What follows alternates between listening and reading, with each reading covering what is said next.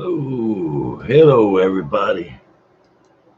Hi, Lily. Hi, Titan. How you doing there, Titan? Welcome to the fam. Lily, how you doing? How you doing there, Fallen Angel?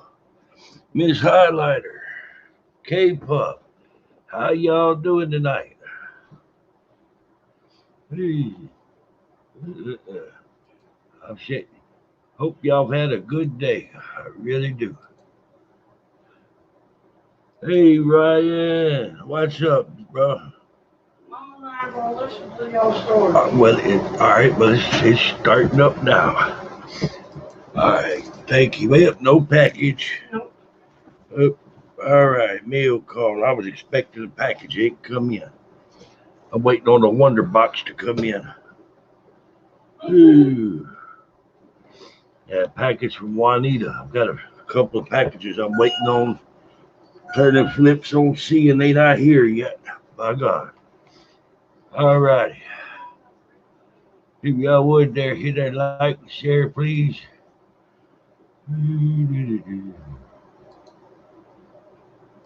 All right, there we go.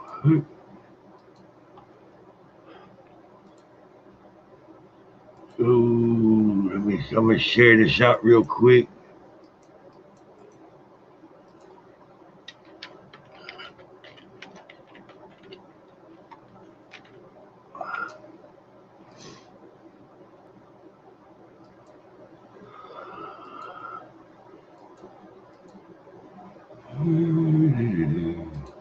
All righty.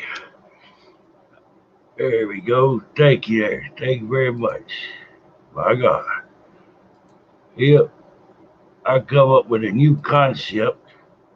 I've talked with Breaker about it and Holly's Lore.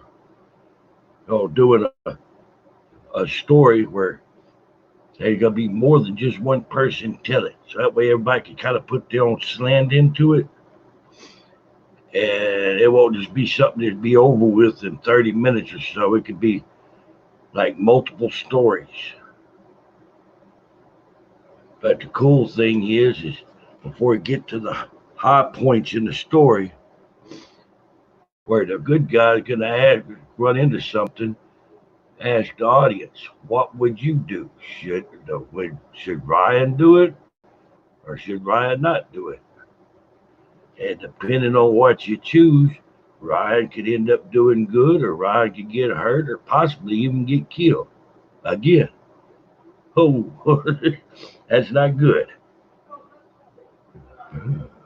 All right. Hey, tell me.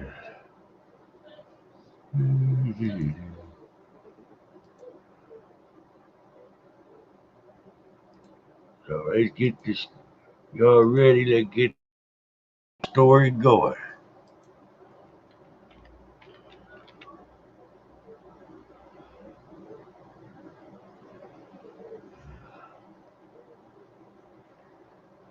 Let's see.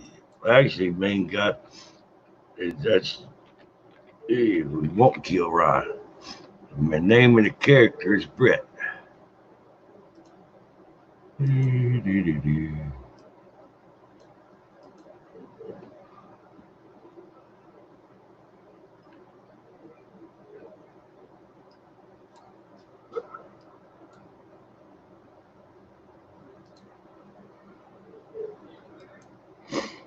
Hey, hey, Carl. I'd rather be half. We'd be half porcupine and half jellyfish. If my luck, somebody come up with some bread and I'd end up a jelly sticky sandwich. My God. There you go, Ryan. My God. It's story fiction to tell. It's an interactive story.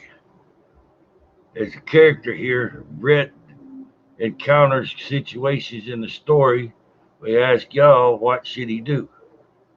If you choose wrong, he get hurt, he get killed, or he can win, he can become famous. There's no telling.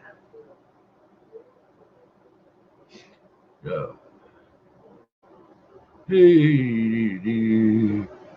yeah, I was running like crazy. For today, I finally got to 700 subs. Thank God. A lot of work, but off we go. All right. Yeah. Brett was a simple guy. Done some time in the military. Done special forces. He worked a hardware store, the same one his dad started up. Worked there all the way up till he got into the military. Went to war. Done a lot of stuff he don't like talking about. Thank you, Lily. Because of this, he really don't like being around people anymore. He like to go camping or staying out in the woods as much as he can, hunting. He can survive off the land. Along the way, he learned to speak 3 different languages. He speak Farsi, he speak Espanol, he speak English. But this is the worst mistake he made. He went up in the Ozarks, started him up a camp, in spite of people telling him, don't go camping up there, people's been going missing. And if he was going, don't you have a gun? He said, I don't need no gun. I'll do just fine. He camped there by a nice little creek, stayed there for 3 days, done him some fishing, watched the sun come up, watched the sun go down. He sat there thinking about bad times during the war, stuff he didn't want to think about no more. That third night there, about midnight, he was jerked out of his tent. He tried fighting back as hard as he could. It wasn't a big guy. Guy wasn't more than about 5 feet tall, I guess. And thin, skinny, looked almost like he was diseased, with a mouthful of teeth. Silverish hair just in every direction. He looked like he was wild.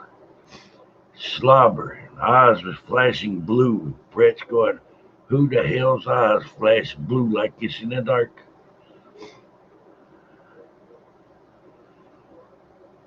But as hard as he could fight, this creature was just too strong for him. He felt his teeth sink into his neck and start drinking his blood.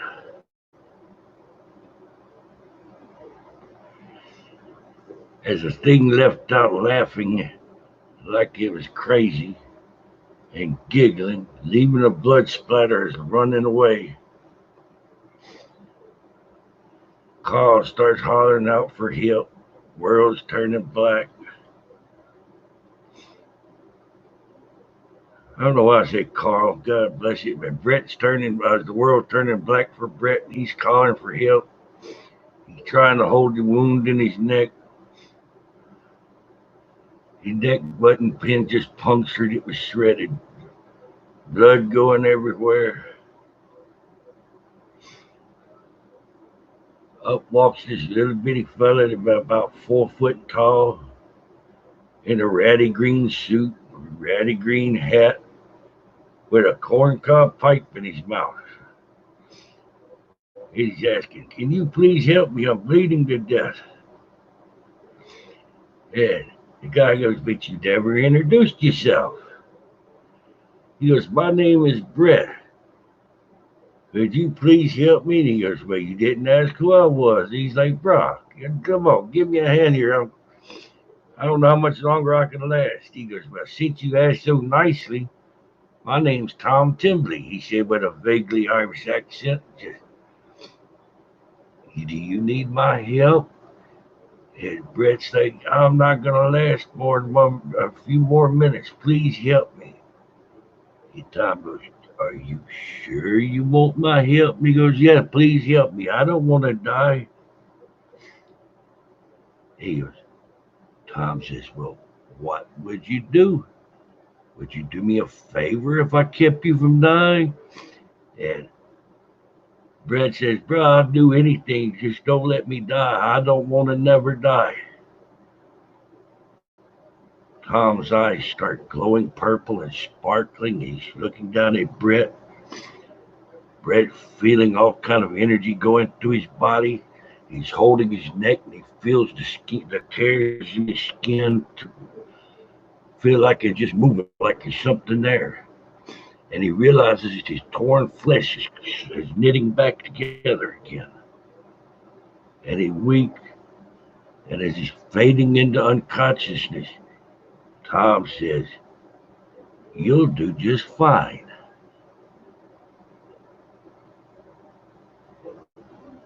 Two weeks later, Brett standing on top of a building looking out over New Orleans with no freaking clue of how he wound up in New Orleans. The last he remembered was in the Ozarks. Tom standing around behind him and walks casually up and says, you remember you said you'd do me a favor? He says, yeah, I always repay my favor. He says, do you feel good? He says, I've never felt better in my life. He said, what did you do to me? And with that, Tom pushes him off the fucking building. And Brett falling to the bottom. Ah, man, he's 30 feet, he's 30 stories up. All the way to the damn pavement he goes.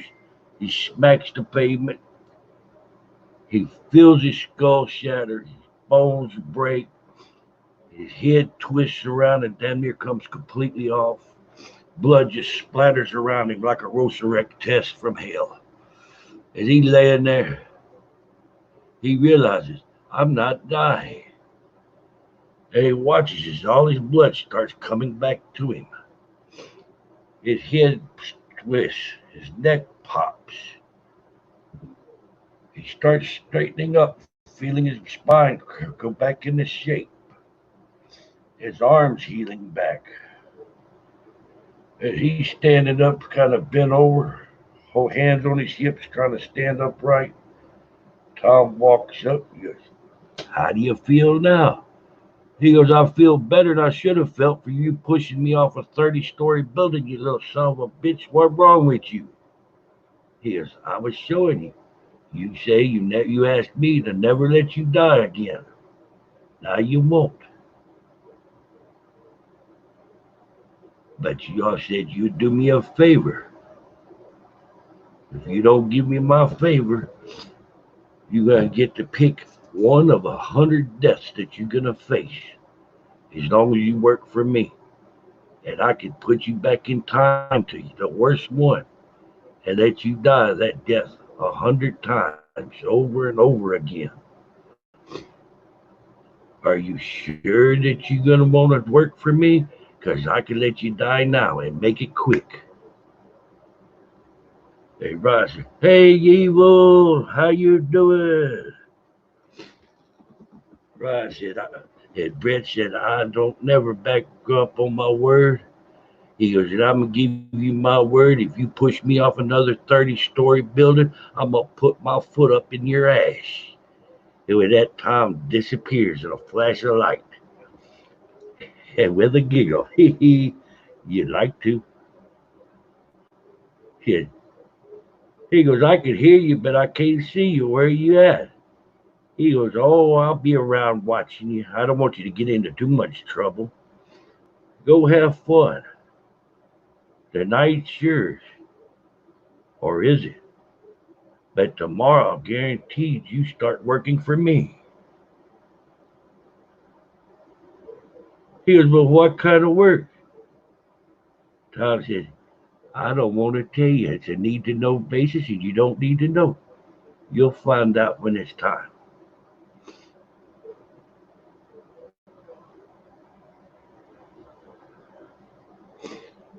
Several hours later, Brett comes to in a cheap, seedy look motel room, a stink of mildew, paneling cracking.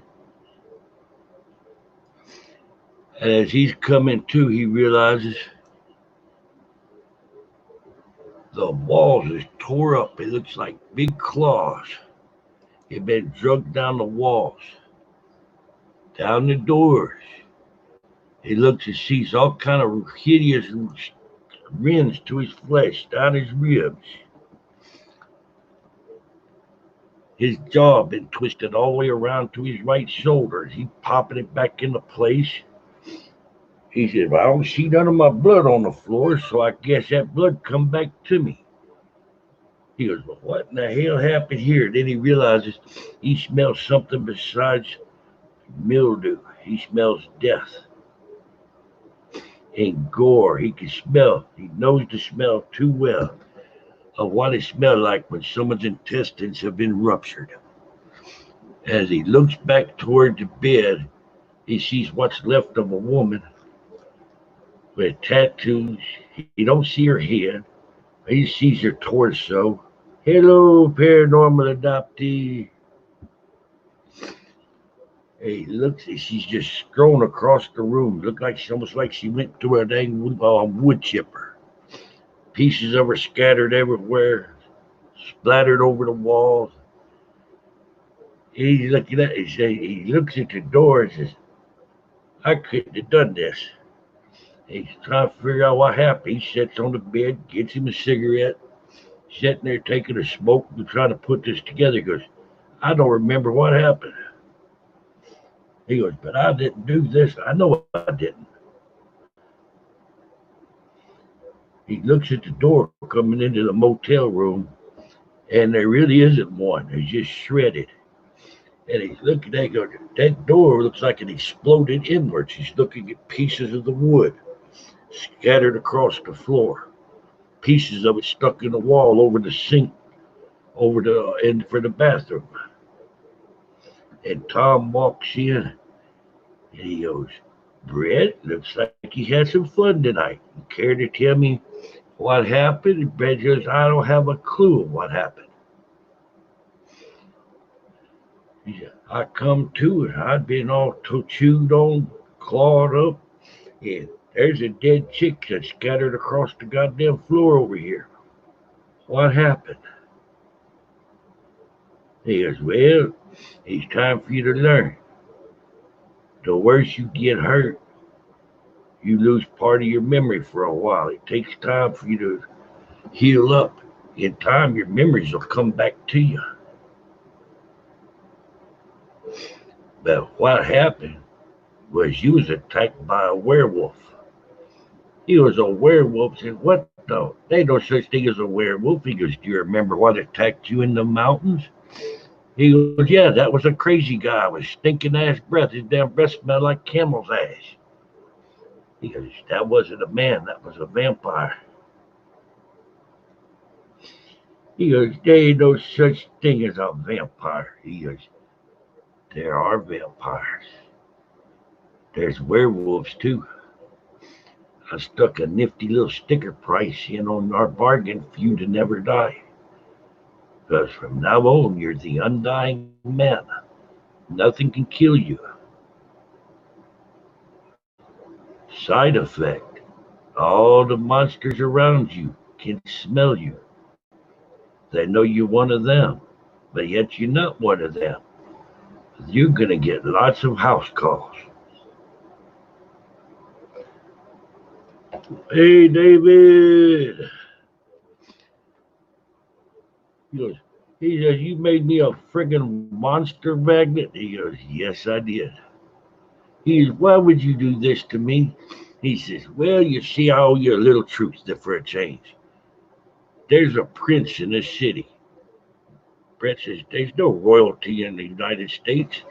He goes, oh, yes, there is. You just didn't know it because you was always a stupid human. The Prince of New Orleans is a vampire. His name is Ryan. His name is Ryan. Hey, that's a fruity name right there, by God.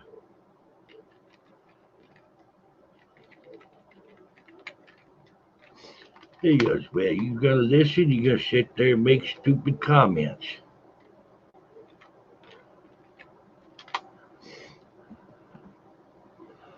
Say, me and Ryan have known each other for a long time now. He goes, what do you mean a long time? He goes, well, I never did tell you. He goes, you could tell I come from Ireland, huh? He goes, yeah. He goes, well, I'm part leprechaun.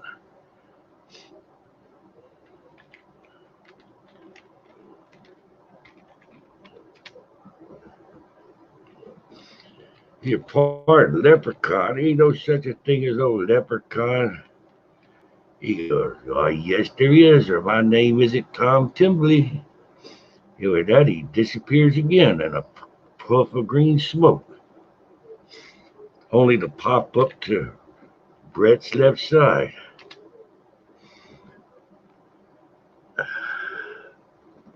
If you're part leprechaun, then what the hell are the rest of you?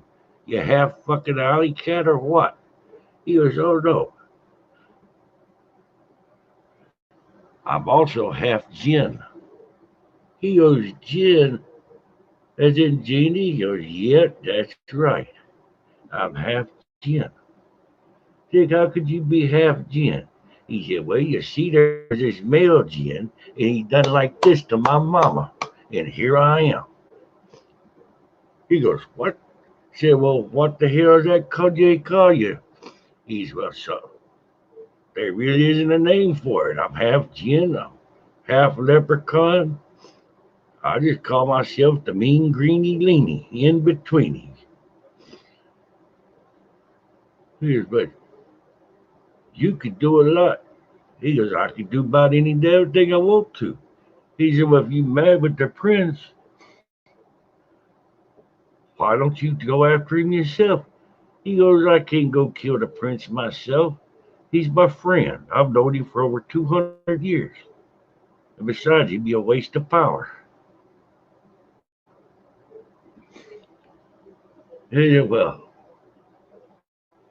why are you mad at the prince, if I might ask? He goes, well, you see, it started 23 years ago.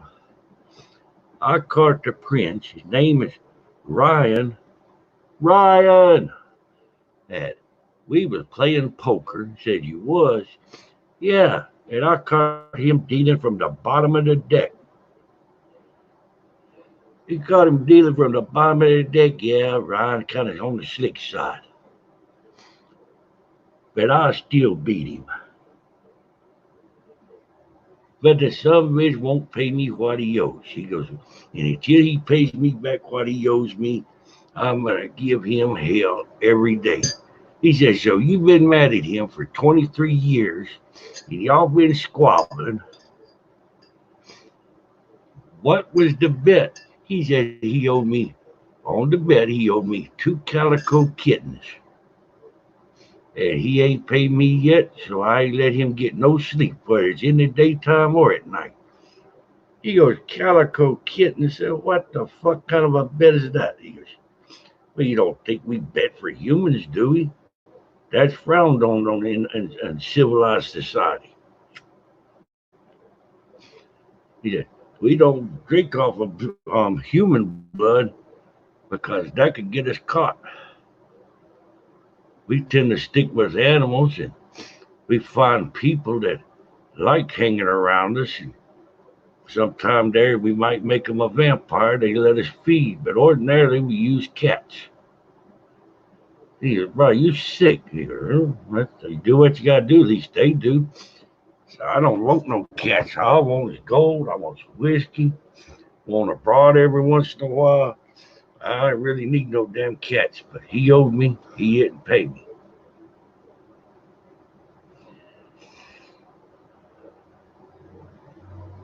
And that's when Brett asked him, so what exactly do you want me to do? He said, nothing really, just hang out in New Orleans. Hey, go to Mardi Gras, have fun, fight all the monsters you can fight. He goes, well, how's that going to hurt the prince? He said, because the prince is going to have to cover all this up.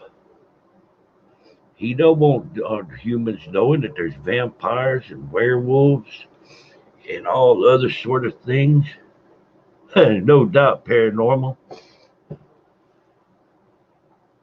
So he has police and politicians, some of the people with money, and they know about it, know about the vampires in the underworld.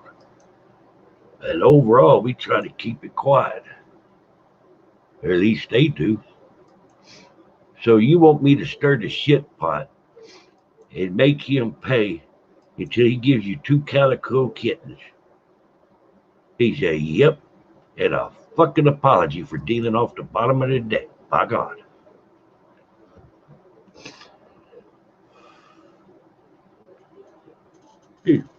Great think about it. See, I could do that. Because these werewolves, there you go, Titan. Oh. So all you want me to do is go around town, have some fun, draw in some monsters, and fight them. So, but I have a problem. I'm not really strong. Tom says, you're stronger than you realize. You wasn't dismembered by that werewolf. You actually crippled that werewolf. He died. His buddies drug him out. Red's like, what? There's no way I could have beat a werewolf in bare hands. He, Tom says, you don't realize you heal as fast as you do. And when you get mad and hurt, you go berserk. You don't realize what you're capable of.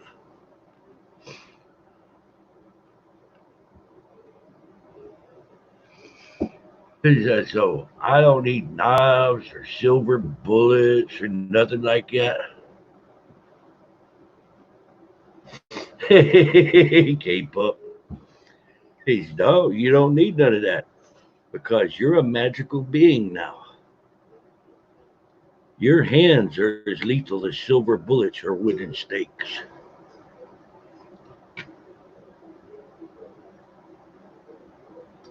He said, well, what's the catch?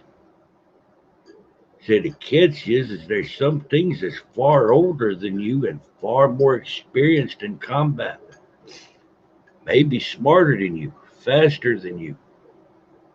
They might beat you on the short run, but you'll always come back and to fight another day.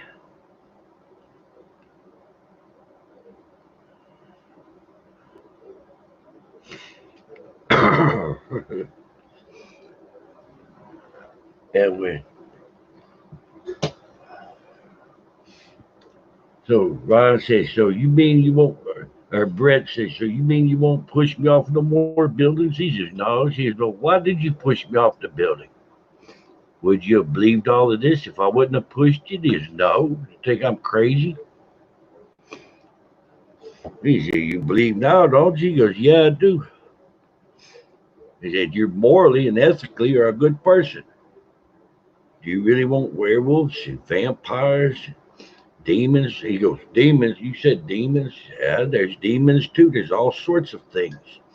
You want them preying on innocent people? He goes, hell no. Well, you keep helping me and I'll help you.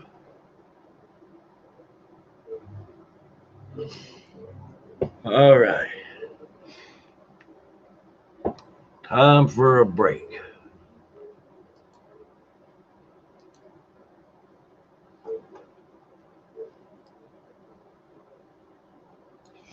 Ooh. All right, y'all. How y'all liking that so far?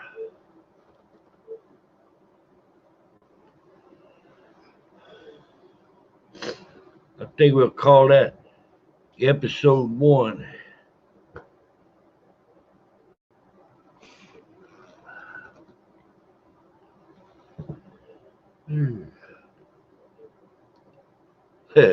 Blowjobs, by God.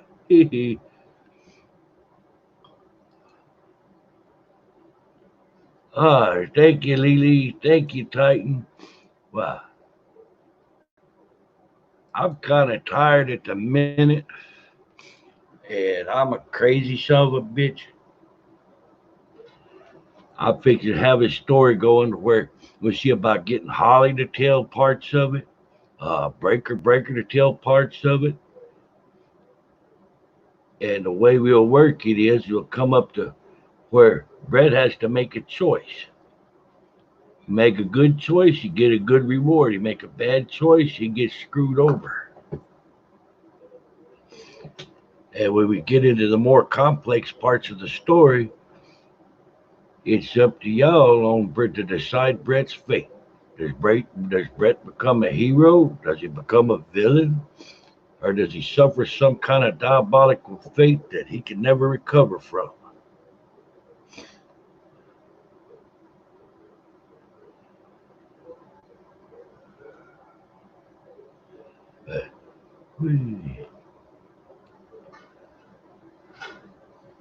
No doubt. Thank you, Lily. Well, I, I don't know if I'm going to kill any more with this tonight or not. I'm about ready to take a little break to see if Holly ready to come on. Holly said she would help with it. Breaker, back to driving.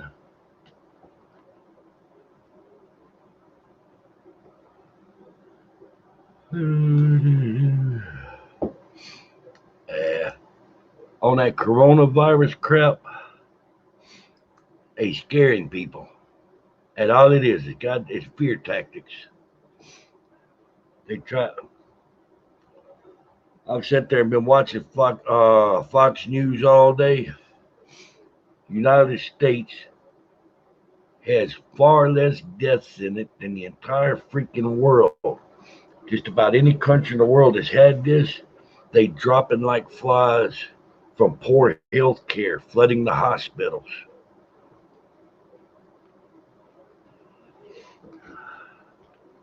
They stopped the boy and they shut them borders down and stopped them people from coming from heavily infected countries into here. They slowed the damn the infection down. That's it. That's the name of the game. You take where we should be like this, and they want us like that. They can walk right down the middle and screw us over.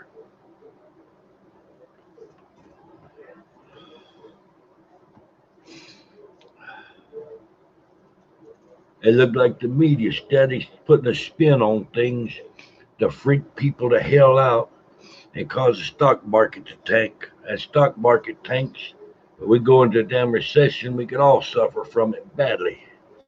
Hello, Juanita.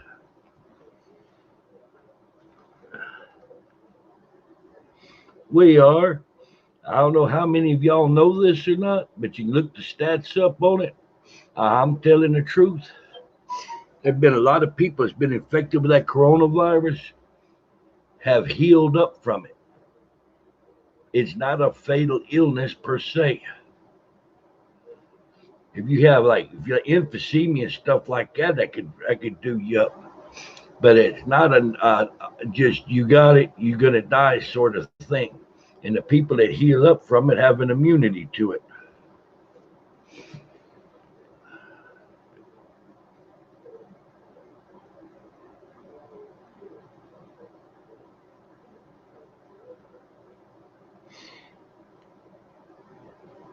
Might could, Ron.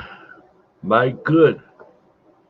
My concern would be is if we start doing too good of things there, maybe some of them people might decide to step on us like a freaking bug to stop us.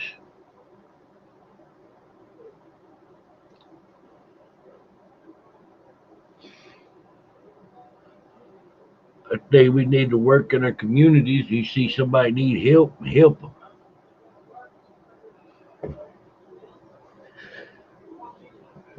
Keep your hands washed. Don't mess with your nose, your mouth, or your eyes.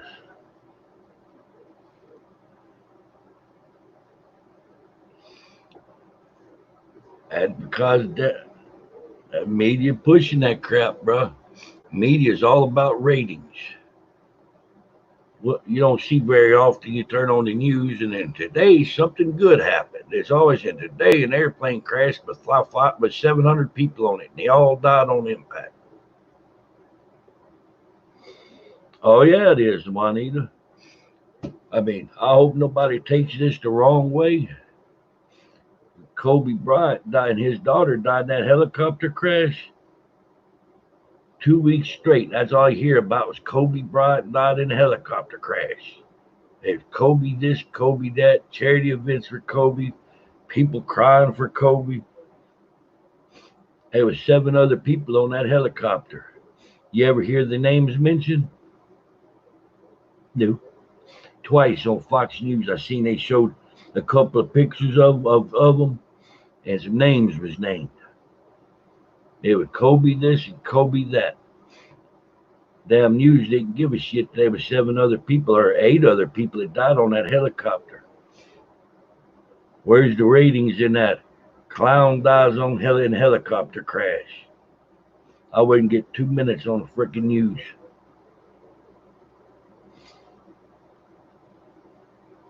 There's money involved. Oh yeah, they'll get fame, and they'll go all over that. Won't leave it alone. They'll be on it like a dog on a damn ham bone. Oh, if y'all would hit that like and share button. I'm gonna dream up some new stuff. Where the story. Ooh.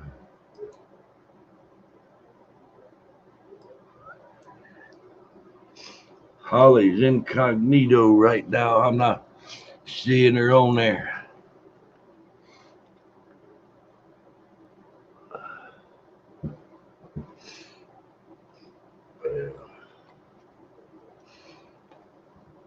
That is tight. Say clown. Ain't the same as tight says clown. That's a good thing. Don't get me wrong. But I whole lot prefer evil going clown. Hee hee.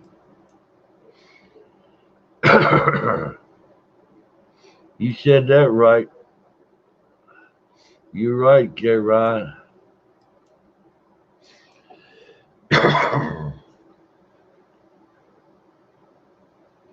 We all shit. I've always tried to help other people. Don't matter if I get an ugly look for doing it or not. Before I forget, and I haven't forgotten, I want to tell each and every one of y'all that I love y'all, your family. I appreciate you. Y'all have helped me go through all this. Up to 700 subs now. And I wouldn't be here if it wouldn't been for y'all's support. Each and every one of y'all has made a difference in my life, and I appreciate you so much.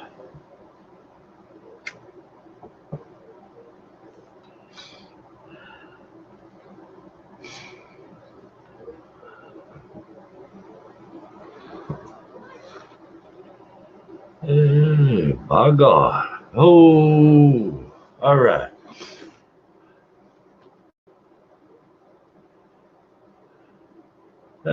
Thank you there, Katie. Yeah, that package didn't come in, Juanita. I guess with that coronavirus crap going, packages are being slow on being delivered.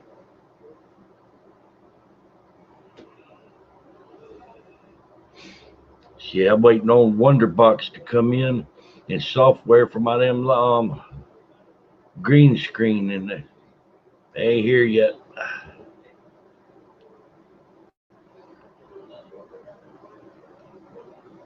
Ooh, all right.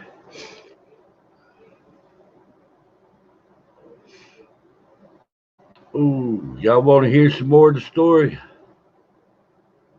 Glad you're here, Titan. I got an idea. Let's do a quick grow on here, and we'll go back and tell some more of the story. Let's go to Titan first. They on the bottom.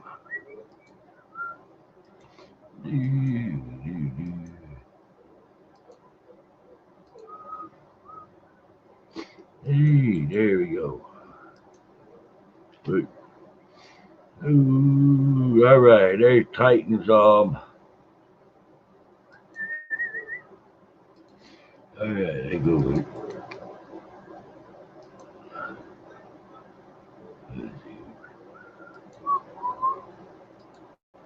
All right, there's Lily. Yes, Lily. High tech redneck come by, he'll go yee yee. I got.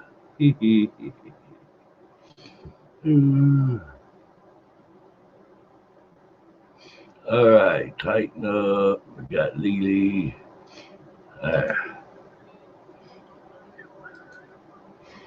Lily. There we go. There's Ryan.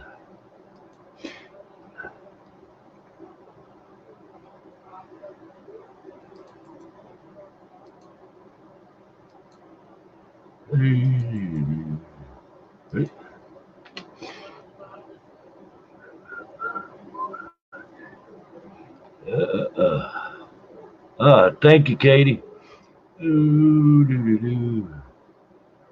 Let's see, you got paranormal adoptee.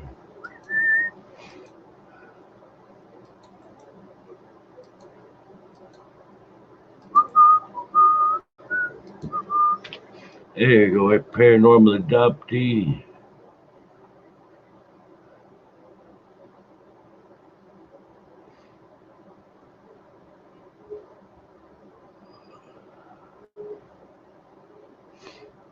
Yep.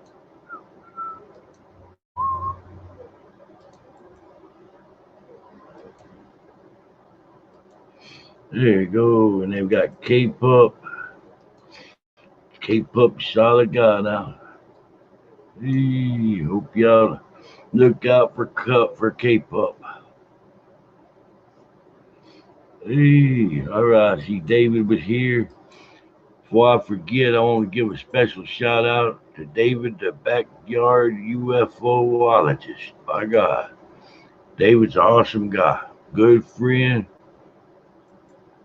Hey, real good guy.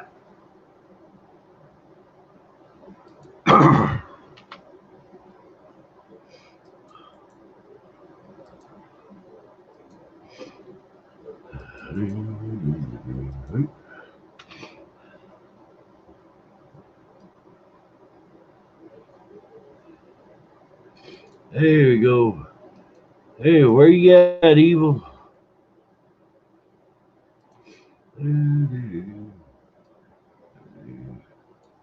Let's see, Adventures with Carl. By God.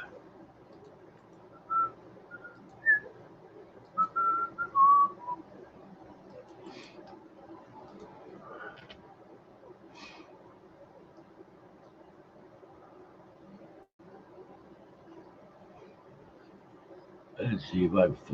There's Haley.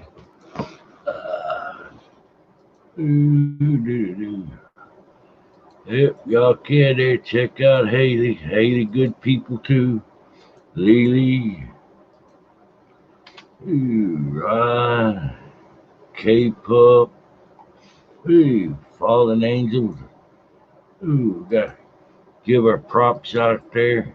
Go check out Fallen Angel. Swing by there. Share out one of her videos. You tell her hi. Hey.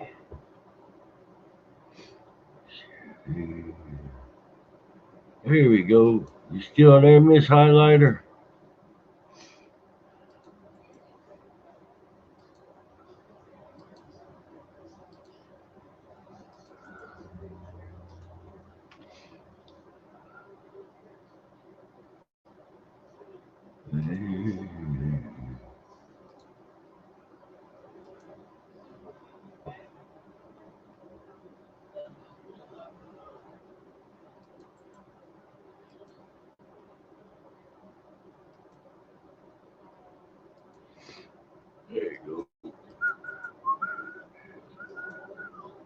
There's mine too there. In case nobody had swung by and checked. Thank you there, Titan. Well, welcome here, Juanita. Hey, thank you. Oh, I see Alan and Rosie.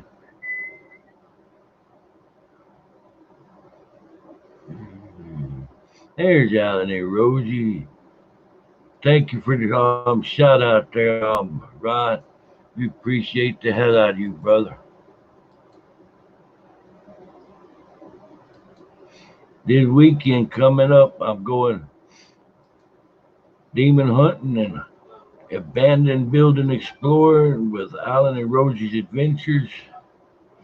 Alan and Rosie's done found us another abandoned church, some abandoned buildings, some abandoned cemeteries, all the way up in Piney Woods in Alabama. By God.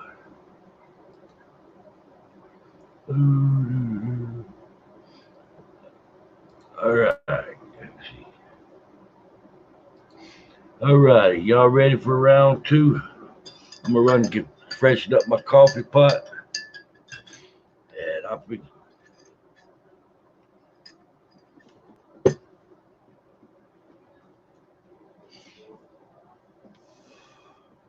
All right. Now, Brett fixing to leave to do whatever he want to do.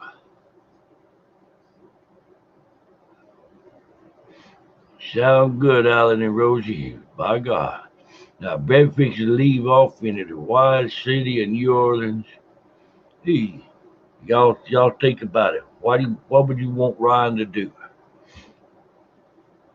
Go stock up on a dang knife, sword, guns.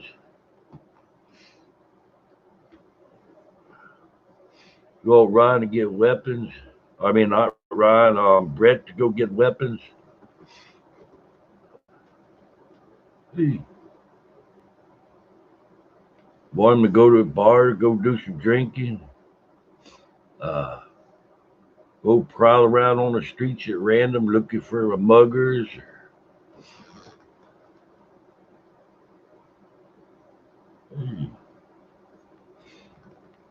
So I ask you three choices. Say one, you want Brett to go get weapons. Two, go find a dang bar to go to. Or three, go look for trouble. See if he can find somebody that need their ass whooped. My God.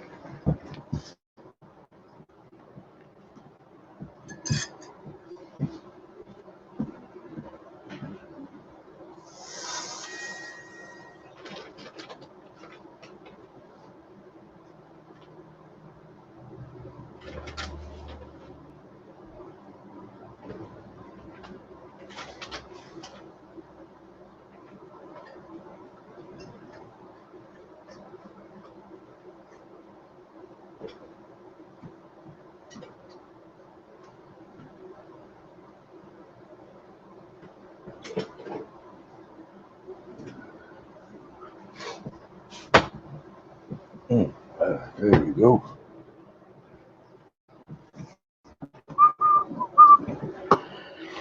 A lot of silver and garlic. Hey, there you go.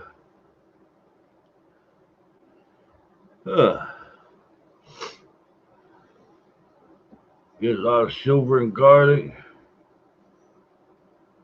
Well, that's the thing.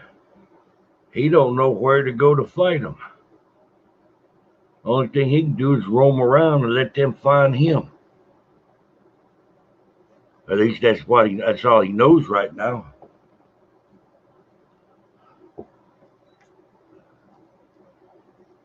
Oh, all right. So Brett leaves out walking down the long alleyway. Hardly any lights. Way down there about a block down, and see a street light. He realized it's done good and dark. He take a guess at it, and he figures it's about 2 o'clock in the morning. He don't have a watch. That that that's a good idea there, Titan. See, that's a good idea. So he's sitting there thinking about it. He says, I don't like werewolves. I don't like vampires. But so far where I'm at, the dang one I'm after is a vampire. He goes, I think I might need to go get some damn garlic. I go find me a table leg, make me a steak. He'd be the first vampire in history to get his heart staked from the rectal area. And I'm gonna stick a dang table leg up his ass, by God. Ooh, then put me through all this trouble. About that time, Tom Tremblay pops up beside him. He goes, hey, you talk about making purchases. Where's your money? He goes, I had money. That last year money you got a dang motel room in that hooker, didn't you? He goes, I don't remember. So I'm still thinking about it. He goes, I vaguely remember going there and getting a room. He goes, well, why don't you check your wallet? He looks at his wallet. He goes, I ain't got no goddamn money. He goes, well, how you plan on getting silver and garlic? He goes, I ain't got no money. I can't get that, can I? He goes, no, you can't. You can't steal, can you? He goes, no, I ain't stealing, bro. I ain't stealing shit. He goes, how you gonna get a job? You don't have no license, no kind of documentation. Brett's standing there thinking that over. The only thing I can think of is I don't like bad things and I don't like bad people. Don't have any money. He goes, I'll go find me a goddamn crack house and I'm gonna go in there and take all they shit and all they money. I'm gonna teach them something. He looks at Tom and says, you sure I can't die? He goes, I promise you, you can't die. But you get your ass shot up, it's gonna hurt like a bitch though.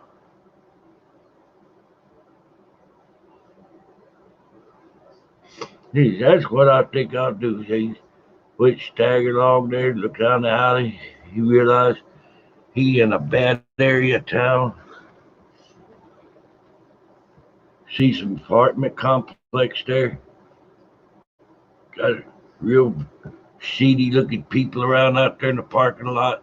Them all kind of damn nice cars. Them living in a ghetto area.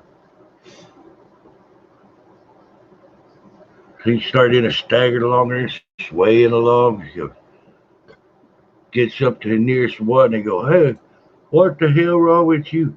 He goes, bro, I need some crack. You know where I can get some crack at? They said, motherfucker, we don't know you. How we know you ain't the popo? He said, I ain't no popo. Well, fuck a popo. I want a rock. Where I get a rock at? By God. He said, well, tell you what. You go over there, knock on door 217. You tell him the milkman sent you. He, he goes, well, you the popo. I'm gonna fuck over you. He said, I ain't no popo. He go over there, knock on the door. Here's this chick, purple eyeliner, green hair, dressed all kind of damn just nasty as hell. That high mini skirt.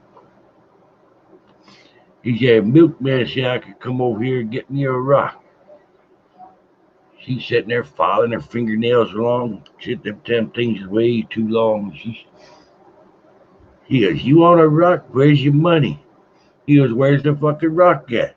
She said, I ain't gonna give you no money. Me standing outside the door for you to close the door. You tell me to go kick rocks.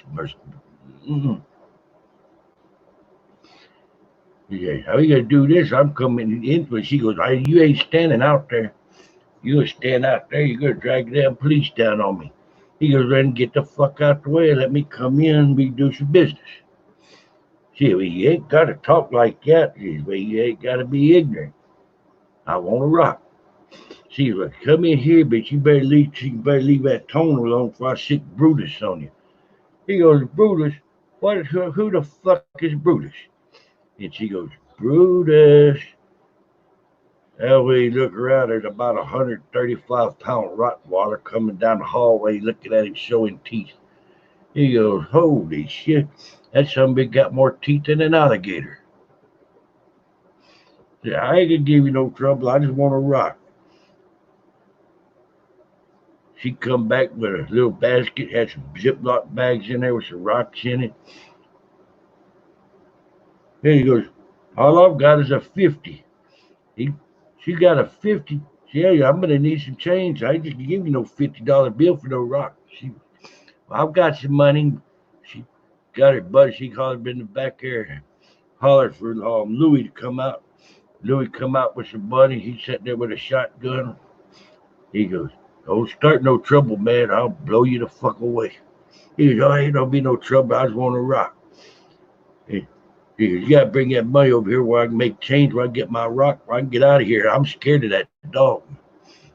He goes, be good, dog. Don't bite me. Yeah. Bro, she bring that money over there.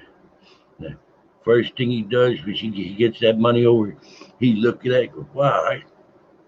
Reaches out, he grabs that money. Quick as a flash, he grabs her by her head, he twists her fucking head off and throws it across the room. He goes, damn, I just meant to break her neck. I didn't realize I could tear somebody's head off. Tom was right, I am stronger than I thought. About that time, Lewis cut loose with that 12 gauge. He's like, what the fuck? And Brett gets blasted back into the door, got a damn chest full of double-lock buck.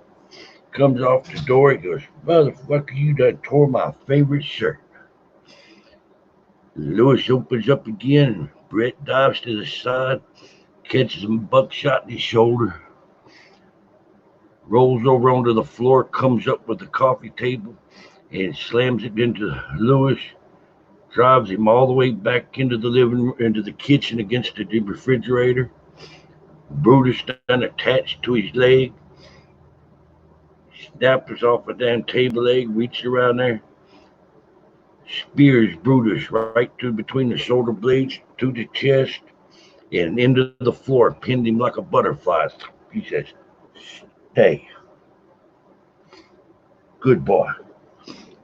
He spins the table around, reaches around, grabs the shotgun from Lewis, drops the table, lets loose like a Louisville slugger, catches Louis in the back of the head, takes his whole damn head off. It flies across out the kitchen and lands in the aquarium in the living room. Boosh. He goes, ooh, a home run. My God. I gotta get this money and get the hell out of here before the cops show up. That crazy bastard done cut loose with a 12 gauge. So he opens up the door and goddamn, there's the milkman. He done brought a bunch of buddies with him. He's counting right. There's like 10 or 12. He goes, 12. Ducks back in the apartment. Multiple gunshots. They out there with their nines over the cash register. Bing, bing, bing, bing, shooting. Bullets flying everywhere. Off in the distance, he can hear the cop car siren starting up. Yeah, I'm going to have to make a run for it. I sure hell don't want to wind up in prison, get a life sentence, because I can't die. That'd suck. I'd be in prison for fucking ever. Hey, he reaches over and gets the damn table back up, pins it up in front of him like a shield, runs out the front door, charges right in the middle of them. Them holler about that motherfucker be crazy. Plows through the gunmen like bowling pins, flipping them everywhere. Takes off running up the street. Left several unconscious bodies behind him. Them hollered about getting. They jumping in cars. He splits back down the alley. Tucked his money in his brown pocket. He's running. finds a fire escape. He's at a fire escape that's about 15 feet up, but here they come. I got to get out of here. Can't keep fighting.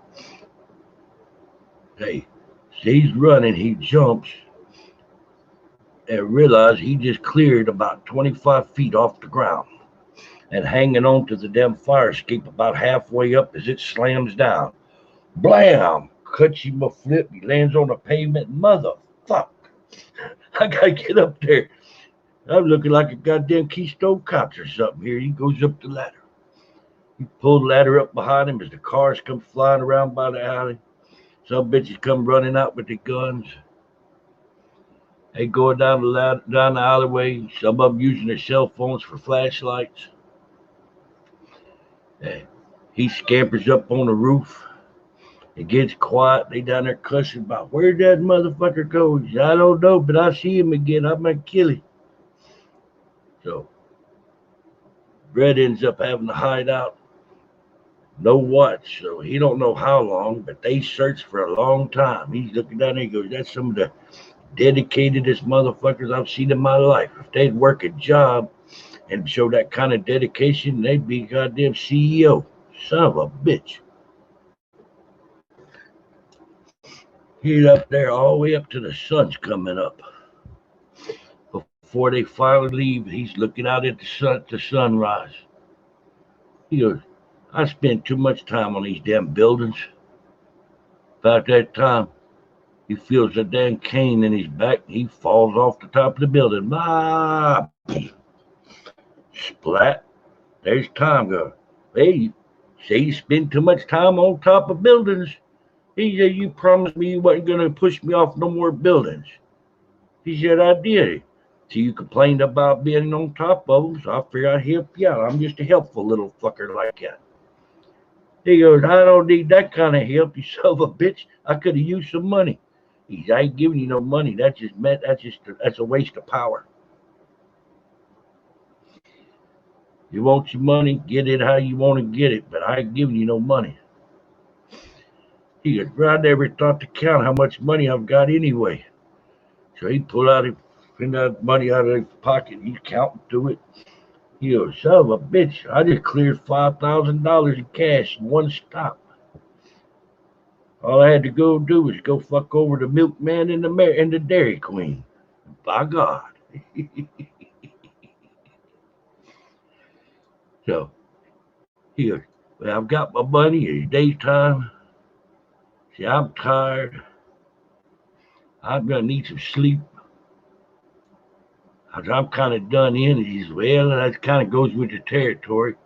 You haven't eaten today, have you?" He goes, "No, I haven't." He said, "But I gotta get more clothes." Tom goes, "Why do you need more clothes for?" He goes, "That some bitch Louis shot me with a shotgun and blasted my damn shirt half off from me." He goes, "Have you looked lately?" Brett looks down. He goes, "My shirt's intact." He goes, "That's part of the fun. I'm a fun guy. Your clothes can never be destroyed, but you can't get rid of them either. As long as you work for me, that's what you're gonna wear. You're gonna wear a black shirt, your blue jeans, and your boots. You can change your wardrobe, you can burn them clothes you're wearing, and you come back to the next time you die, that's what you'll be wearing." He's like, "Son of a bitch, I'm gonna get tired of looking at these clothes." He goes, "Well, that's the way it is. I couldn't do it any other way. You wanted to you didn't want to die. You didn't say nothing about wanting to be a goddamn fashion model, did you?" He says, "No, I just didn't want to die." He said, "Don't complain."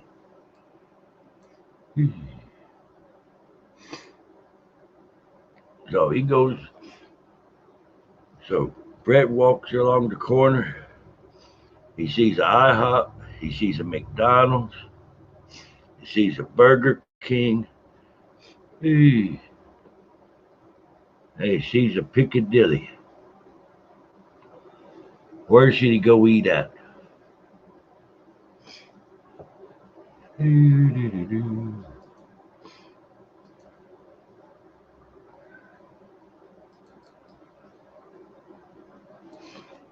Any ideas? Here I am, Miss Highlighter. I was incognito. By God. So, anybody know where they ought to go eat at? IHOP, West, Denny's, you got Piccadilly. Hey. Uh-oh, I think I done talked them all asleep. By God. Yep.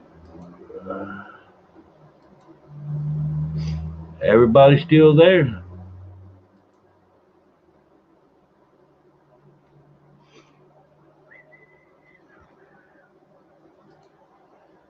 Uh-oh.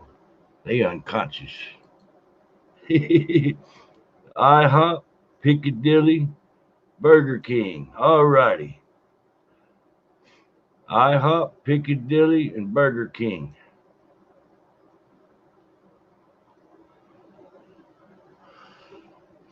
All righty. IHOP. He have one for IHOP. Ooh. All righty, Paranormal. Alan, Rosie, Lily, Titan. Hey, Lily said Burger King. Uh-oh.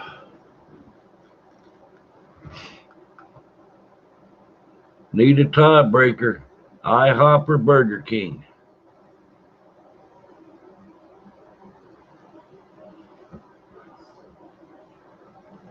All righty. All right. Titan says Burger King. Oh, I've got an IHOP. Uh-oh.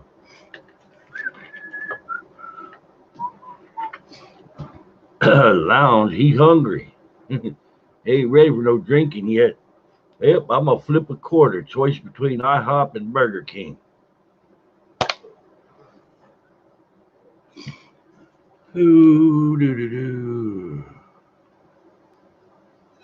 Tails. There ain't no Burger King lounge in this reality, by God. So he goes to Burger King. He thinks about it. He goes, I really won't pay overpriced. Go to Piccadilly. Money's limited. So I'll go to Burger King. They go to Burger King. Gets him something to eat. Sits down. Somebody taps him on the shoulder. He looked at Tom. Tom said, what are you doing? He goes, I'm keeping an eye on you. You're my investment. Where you go, I'm going to go. He said, I'll push your hell over. I want something to eat too. He goes, I ain't no leprechauns eat. He goes, well, we don't have to, but I like to. I really prefer to drink. So after this, we fix to find us a place to get drunk at. See what kind of trouble we can get into. So they sat there to eat. He asked Tom about, did he really come from Ireland? He goes, yeah, I really did come from Ireland. Long time ago. He goes, you ever go back? He goes, I go back every day. He goes, shit, I can go any damn where I want to go. I prefer here in the United States. Y'all done corrupted my little Irish soul, by God. So they get up from eating. They leaving to go out the door. Brett senses something's not right. He goes, Tom, I'm feeling a tingle. Something's not right. He goes, well, where do you feel this from? He goes, from outside. There's something outside that I don't like. He goes, you're picking up on something. He goes, well, how the hell can I pick up on something? I've never done it before. He goes, you ever walk away from a 30-story fall before? He goes, no. He goes, well, you got some different shit you do now. You're picking up on something paranormal.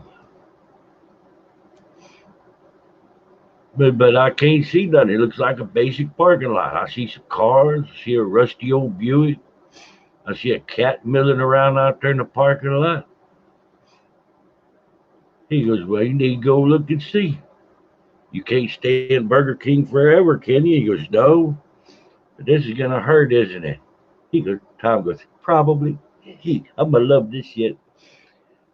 So he goes outside. He looking at the sun. He figured I'd looking at the sun. It's about 12 o'clock in the afternoon. He's like, well, it can't be a vampire because he'd get a sunburn. It's not a full moon. It can't be a werewolf. He's like, what can it be? As he steps outside, all he sees is a knife come out of nowhere. No hand holding it, no arm. He sees nothing but the knife as it lunges out and jabs him straight in the chest. As he's falling to the ground, he reaches out, grabs at the butt of the knife, grabs what feels like a human wrist, and grabs with his left hand and grabs at the elbow, flips backwards, pins him to the ground, is on top of something, pulls a knife out his chest, stabs it where he assumes that the thing's throat would be, and rips it across and watches in shock as blood splatters across the parking lot, blood going up like a fountain. He's like, what the fuck is that? Tom goes, I don't know. There's a lot of strange things that's in New Orleans. He said there watches in disbelief as a man appears. He just cut the throat of a man that just a minute ago he couldn't see. He goes, what the hell? He goes, well, that might have been from where that story come from about the invisible man. He goes, but I thought they was a myth. He goes, with every myth, there's always a possibility for a little truth, maybe. He goes, why are you asking me? So I don't know everything. Yeah, I know this. You keep standing astride of a dead man in a parking lot in fucking Burger King at 12 o'clock in the afternoon and blood going everywhere, and you with a bloody knife, police is going to get your ass. That Brett ain't think twice, jumps up, runs off down the street through 3 or 4 alleys, vaults over in a dumpster and hides as police cars go flying through. He goes, I'm going to stink like shit when I come out of this dumpster. He goes, now you're going to stink like garbage, but it's better smelling like a jail cell, don't it? He goes, well, I guess you might be right about that. So they waited for a while. He creeps out the dumpster, goes down the street, looks, sees a guy snatch a woman's purse, clips her in the back of the head. As he runs by, Brett don't think twice about it. He reaches out, grabs the guy, grabs his purse, guy by the throat, yanks him up in the alley, and rips his throat out. Throws the purse back up the street to a woman, searches the dang guy's pockets as he's dying, comes up with a crack pipe. He's out there stomping a crack pipe. What the fuck can I do with a crack pipe? He goes, well, Tom tells you a while ago when you're looking for a rock, you ain't very fucking helpful. You ain't helpful at all. He goes, no, but I'm funny though, ain't I? Said, maybe to yourself, you ain't funny to me. But, oh yeah, I still got money. So he goes up the street. And the whole time he's like, Tom, something's watching me, isn't it? Tom goes, yeah, it is. Just be glad I've got you on training wheels and I'm going to watch out for you for a while, but at some point I'm not helping you no more. It's going to be up to you. All right. So, Brett knows something's watching him. He's on the street, on a sidewalk, and something's watching him. Should he run or just keep walking?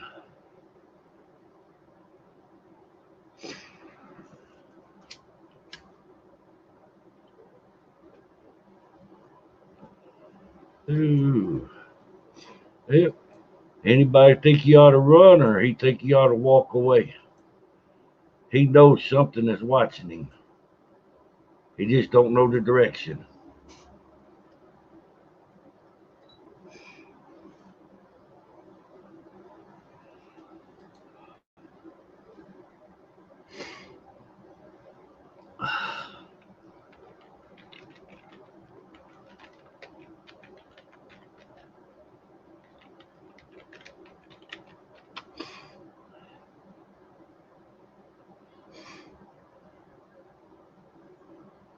Well, all right. Well, nobody's saying one way or the other, so I'm gonna say he's gonna walk.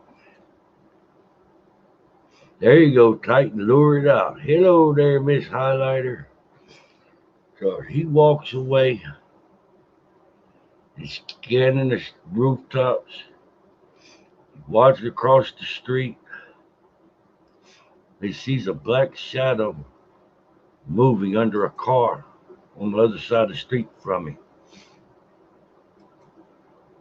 And he realizes it's not the shadow from the car, it's something. He goes, Tom, what's black? Looks like a shadow, but moves and isn't exactly a shadow.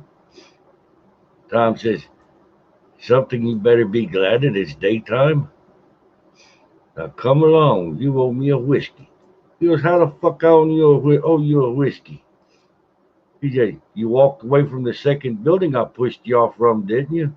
He said, I guess you got a point. So they get to this bar,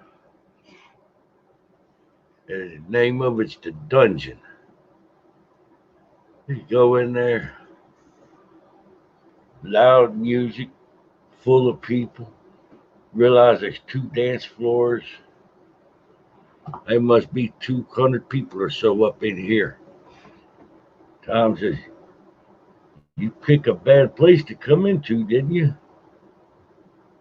He goes, it's a bar. You say you wanted whiskey. Did you realize what you walked into? He goes, no, I never thought about it. She said, well, maybe next time you need to start thinking. Why do you feel? He goes, this place is full of evil. He said, yes, it is. There's all kinds of things in here. He goes, what do you mean all kinds of things? Tom says, I'm not your encyclopedia. You're going to have to learn some of this on your own. And with that, the door slams and shuts behind him and is locked shut. Here's 3 bolts. He turns around and looks. There's an 8-foot tall, if it's an inch, werewolf. Gray, silver, got black highlights to the fur, and he's dropping a metal drop bar across, barring the door shut. And it says, he's here. And out of 200 people in the bar, over most of them stops and looks around and goes, that's him. And the werewolf goes, that's the one that killed Lobo. And they all stand up as one and start pulling their clothes off, changing, bones popping, cracking, swelling up across their shoulders, their hands turning into claws, legs bending backwards at odd angles. And Brett looks at Tom, and Tom just giggles and goes, you fucked up real bad, didn't you? He goes, there's like 100 werewolves in here. He goes, yeah, there is. He goes, well, I'm going to run and go.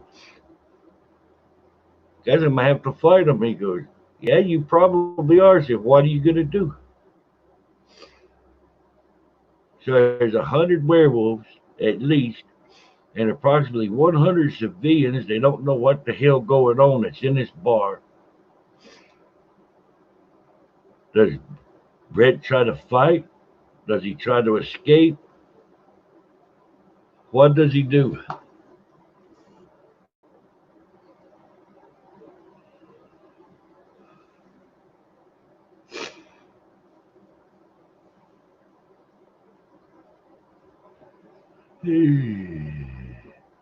I Does Brett try to fight? Does he try to escape?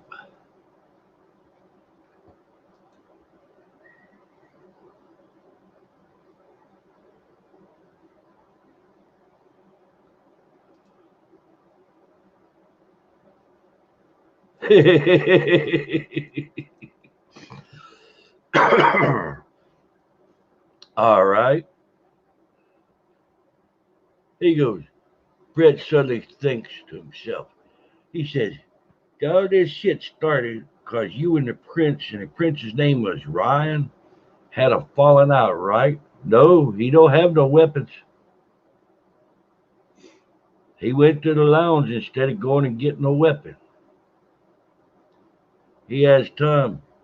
Is there any way I could call or get in contact with Prince Ryan to try to get this called off? Maybe try to get a truce? Tom's thinking about it. He goes, yeah, we could try that. He goes, look, but you don't have a cell phone, do you? Says, no, I don't. So you can get to a phone, and I promise you, any number you dial will be to the prince. He goes, why do I have to get to the damn phone? Why can't you just make a phone? He goes, because I'm not going to waste my power like that. I've got enough invested in you as it is.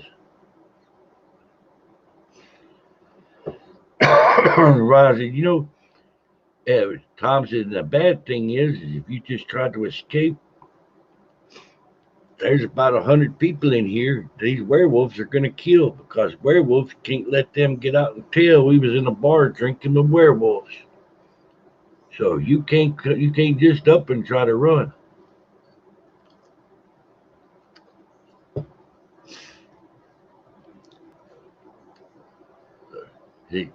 Tom says, you probably had the best idea you've had in a long time of calling the prince. But that Brian, Brett says, screw it, ducks forward, breaks out into a sprint, and the first two werewolves that comes within range of him, punches twice, drives one fist to either werewolf's chest, rips their hearts out, slings them around behind him, and engages into the werewolves. First, when it gets close, he comes across with an elbow strike, breaks his neck, sling with his right elbow, swings back around with his right hand, twists his head, the head falls off, reaches out with a knife chop with his left hand, takes the next one's head off, and the werewolves back up like, what? And they go, what the hell are you? And that's where Brett says, I'm your worst nightmare. I could fight you. I could kill you. You could leave me the fuck alone. Where's the phone at? One of the werewolves picks up a phone, hand shaking, claws done scratching that phone up, and hands it out to him. He goes, please don't hurt us no more. Brett asked him, are you going to hurt the people in this bar? He goes, no, we can't hurt the people in the bar. You're going to get us. But if we don't, the prince is going to get us. We don't know what the hell we're supposed to do now. If we let the people live, the prince is going to do worse things to us than you can. Red says, let me make this call and nobody move. And all the werewolves back up, heart. Brett walks over there to the bar, tells that bartender, he goes, hey, Wolfface. Well, bartender was a werewolf too. He goes, Tom here wants whiskey. He says, I want whiskey. If we don't like what you put out here, I'm going to reach over, I'm going to rip your goddamn face off. Bartender goes, anything for you. He said, you have a name? He goes, yeah, my name is fuck you. That's what my name is. You ask too many questions. So Brett gets on the phone and voice says, "Who's calling?" He says, "I'm calling for Tom Tremblay, and I want to speak to Prince Ryan." Tom said he's very important.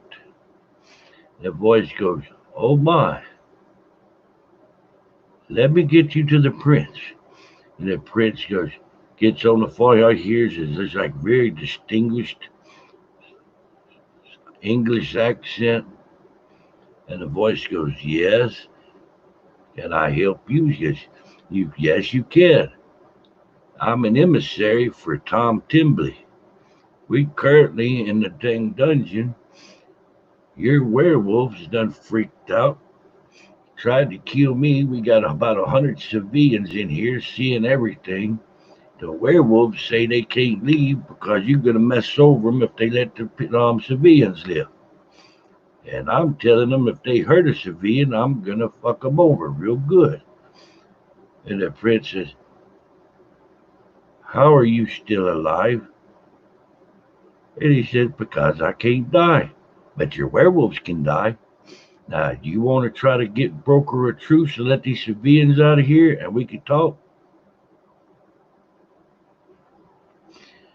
And the prince says, "You know I can't let these people live not that they've seen werewolves." Tom's head, Brett looks around there at Tom. He goes, "Tom, he says you can't let these people live because they've seen werewolves." Tom says, "He's a lying bitch. Tell him he's a lying bitch." He says, "What?" "All right." He says, "Tom says you a lying bitch." Prince Ryan says, "You tell Tom he can't have peace with me. He gonna call me a lying bitch." But he laughed. "Tom's right. I'm being a lying bitch. I can fix this. See, I'm gonna send a squad of vamps out after dark, and we could hypnotize everybody, wipe their memories, and nobody will get hurt as long as you give me your word." And Brett says, "What's the word? Because I don't give my word out lightly." Prince says, "You promise you won't hurt any more monsters in the city until we talk. And I promise I won't let any more of my monsters try to hurt you until we talk. Oh, do we have a deal?" Brett says, "That sounds like a deal to me. We can't hurt no more innocent civilians in here. That's not fair to them. They don't stand a chance." Prince says, "Well, you have my word. None of the werewolves are going to hurt anybody."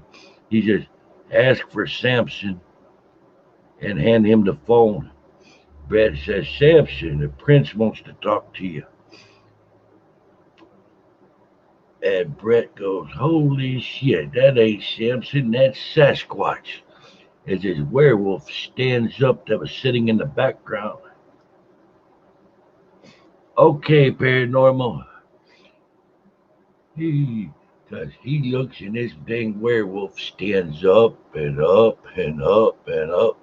He's like, "Holy shit, it's Bigfoot." Sam's looking down at him and grins. "I'm a werewolf. I ain't Bigfoot. But I do know Bigfoot, though. He a righteous dude." And Brett looks at him and goes, "You must be about, what, 11 feet tall?" And Samson goes, "I'll have you know I'm 12 foot tall." He goes, "Shit, you're a big one." He goes, "Yeah, I am. Now, hey, you gonna let me talk to the prince, please?" It's just he hands him the phone. He notices Samson don't show no fear of him. And he hands the phone. He listens. Finally grunts out, "As you wish." Hands the phone back to the bartender. Samson tells the werewolves in the bar, says, "Nobody can hurt anybody in here. We under truce." Good one, Ron, good one. And he says, we're under a truce. We can't hurt anyone. We're going to keep the doors shut. The prince is sending a coven of vampires out here after dark. They tell the people in the back, "We're not going to hurt you. The people in the back freaking out. Werewolves go within about 10 feet of them, and they kind of nod, duck your head down. Says, man, we're not going to hurt you. You're safe with us. Well, we can't let you leave right now. You're going to be here for a little while. If y'all want anything to drink or eat, and it's on the bar. And the bartender goes, what did you say? Samson said, he said, if you don't give his people what they want, I'm going to stick my big hairy foot up your ass. The bartender think about it. He goes, that's what I thought you said.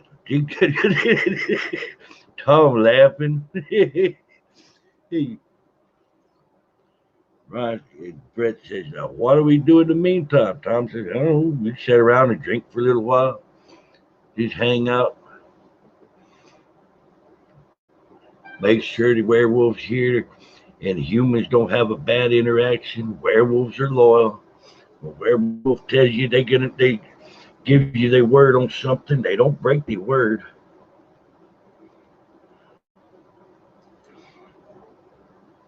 So just relax. You're in good company here. Fred looks around at Tom and says, you wanted this big Chinese clusterfuck just to get the prince's attention, didn't you? And Tom said, yeah, I did. And you done a good job at it and didn't even know you was doing it.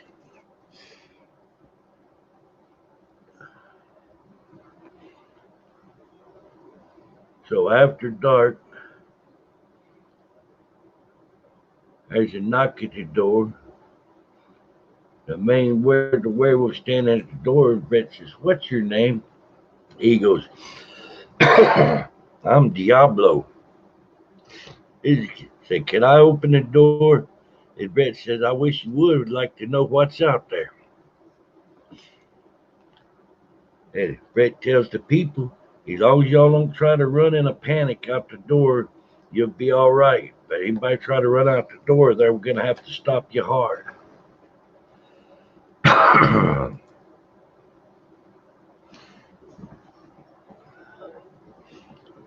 So Diablo opens the door. In comes a dozen of them. People in different periods of dress clothes. They look kind of gothic. Some's up to date. Just a mismatch of people.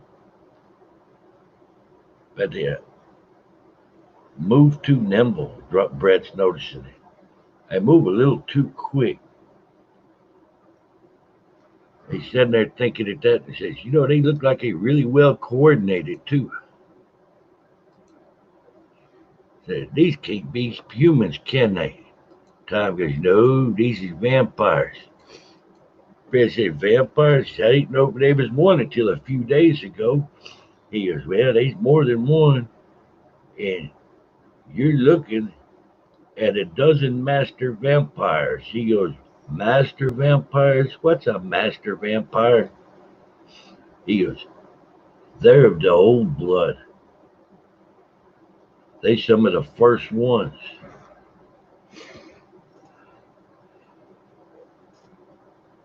He said, but you don't address them, you'll offend them. They're royalty.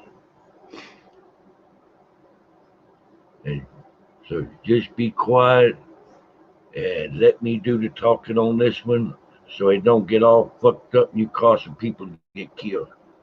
So Brett says, you got it. He fades back, puts his back to the wall, gets quiet, crosses his arms across his chest, just stands there still. See Tom walk over there to this one vamp is wearing a blue suit. Hair's gray, beard's gray, wearing a monocle.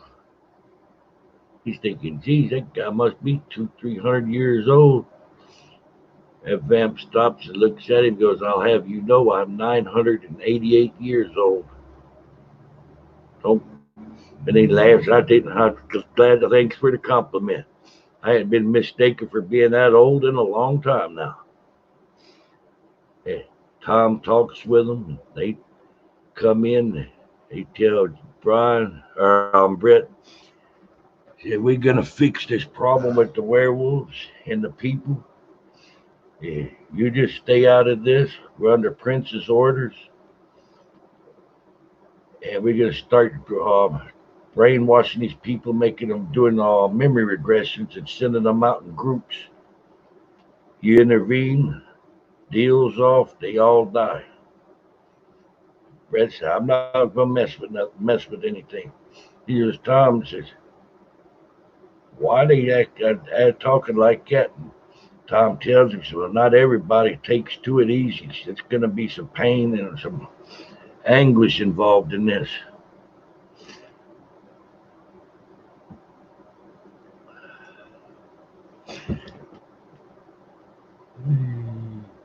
So after about 3 hours, the last one leaves out, going, "Man, my head hurts so fucking bad." He goes, "I swear to God, I'm never drinking again. I'm gonna join AA or something. Son of a bitch." And he staggers out onto the street. Brett looking around, sees all the werewolves back in human form again. Last one leaves. They shut the door again, lock it up. Brett turns around and he goes, "Are we gonna fight now?"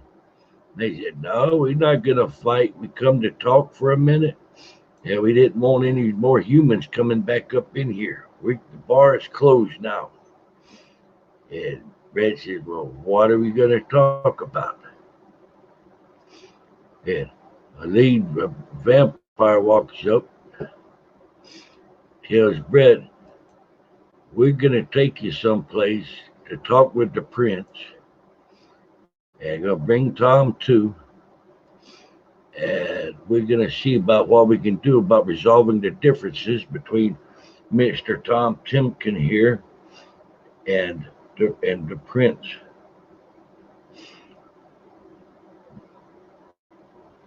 Follow us and don't let nothing else get in the way." So they leave out on foot, get outside. About that time, a stretched limousine pulls up. Chauffeur looks out the window straight at Brett. He's a black guy, got the chauffeur hat on, got black sunglasses on. He pulls the sunglasses down. His eyes are glowing bright red. He shows him a mouthful of sharp teeth. He goes, "Going my way there, Brett?" Brett goes, "How do you know my name?" He goes, "We know lots of things. The prince has ears and eyes everywhere.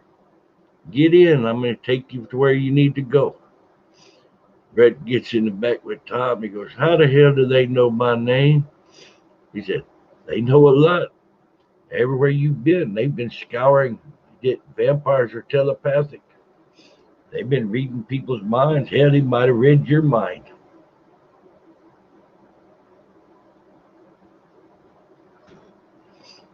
And as the car pulls off from the curb, down the street, the chauffeur laughs. He goes, "You never know whose mind we read." Tom says, "You didn't read my mind." And chauffeur says, "How do you know I didn't read your mind?" He says, "Did your bleeding head explode?"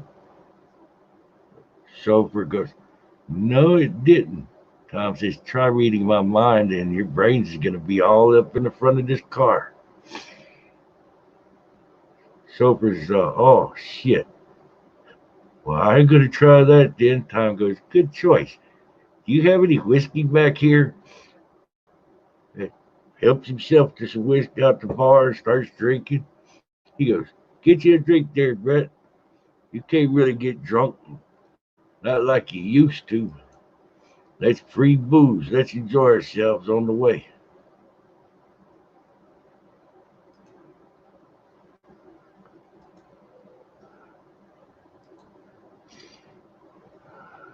So as the limo disappears off into the night,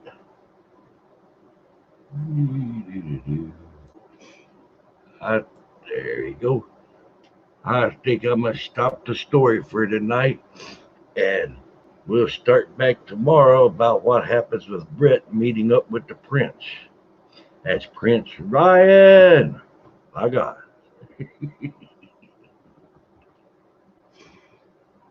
All righty. So tomorrow night we'll see about doing the second part. I'm gonna see if I can get. I'm thinking Dakota's coming.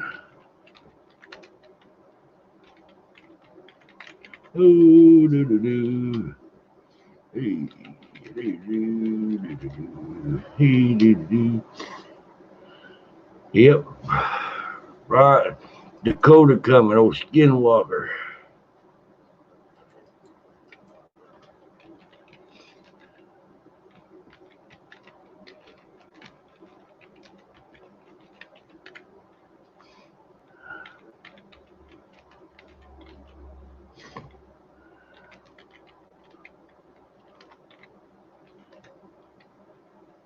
All righty, Brian.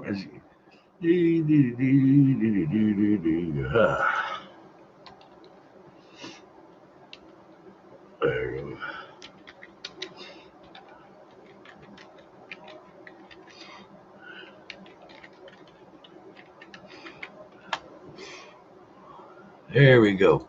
Yep, Skinwalker. What's happening there? How you doing there, Dakota? By God. Hello, Allie. Oh, all righty. All right. I'm going to see about lining it up.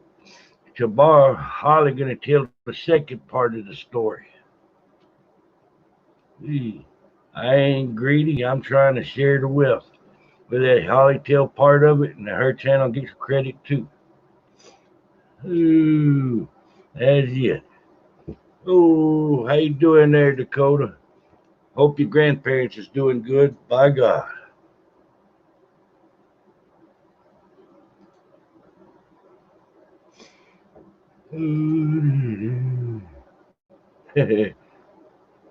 Yep. There we go.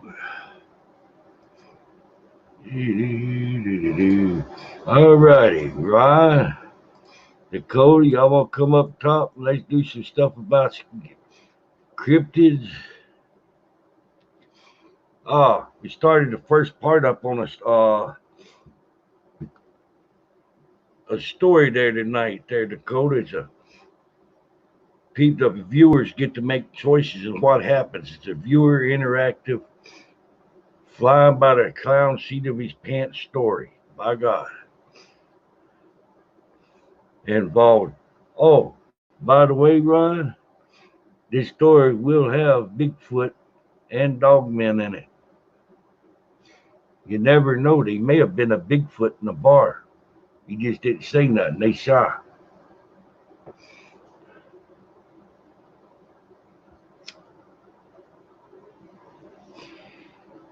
All right.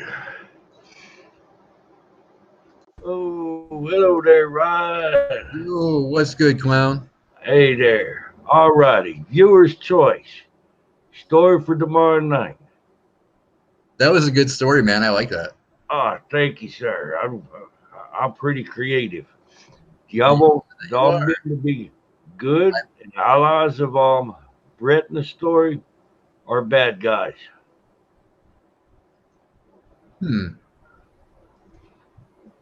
Oh, did I lose you there? Oh, you still there? I'm Okay. still here. Alrighty. Just wanted to make sure my microphone didn't crap out on me again. Yeah. So, everybody that's listening, do y'all want the dogmen that's going to be in the story? Do you want them to be good guys or bad guys? Good guys. Yep, good guys they'll be. Make them the good guys. There you go. Dakota coming up here? Dakota not here yet. I'm watching on StreamYard. Okay. Yeah, the damn werewolves ain't really bad. No, they could be nice, I guess. Depending on what day it is. Well, it wasn't their choice to be what they would to become. Titan says both. Oh, sure, Titan. Make it complicated, bro. Hey, complicated is good. Titan complicates things. Yeah, Lily says good guys. Good guess. Yep, Ron says good guys. Ooh, appreciate you being a good sport about me throwing your character's name up in there. Oh, no problem. That was kind of flattering, actually. Hey, there we go. Character, though. Hey, there he is. Hey, what's going on? What's going on, brother? Not too much. Just got off work. Yeah. How are things going for you, dude? Pretty good. Pretty good. Yeah. Now, like I said on Twitter, dude, if you need anything, let me know. Hey, man, I appreciate it. Not a problem. I got you, homie. So, what we talking about tonight? The birds and the bees. Oh, I don't know that yet. Yeah, well, we didn't either, so.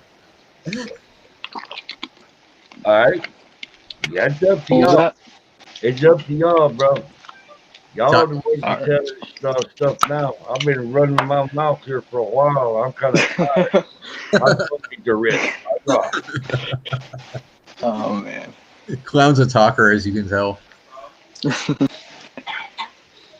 He Where are likes you to- from, Clown? I'm was born in New Orleans. I'm living in Oh. Florida. Okay, yeah. Oh, yeah. Last night I was Born there, talking about Narlands. So, you know the Rougarou then? I've heard some of the stories. My wife, I had a wife before she died, was from French. She's scared to death of Rougarou. She swore the Rougarou had tried to kill her. She wound up in the hospital, almost died. They done agree on her. Of all, Oh, Jesus. yeah, of all the things, he said he burned a Barbie doll head on her. That's crazy. Yeah, that's a wild one. What she told me. Okay, I have to hear more about this, so go on. That's all she would tell me. Her eyes was about that big around, and she freaked the hell out, broke out in sweat, bro. She's squawking and cutting up. She didn't want to think about it. She knows some bitch. She was it was a man. I was watching a program on Skinwalk on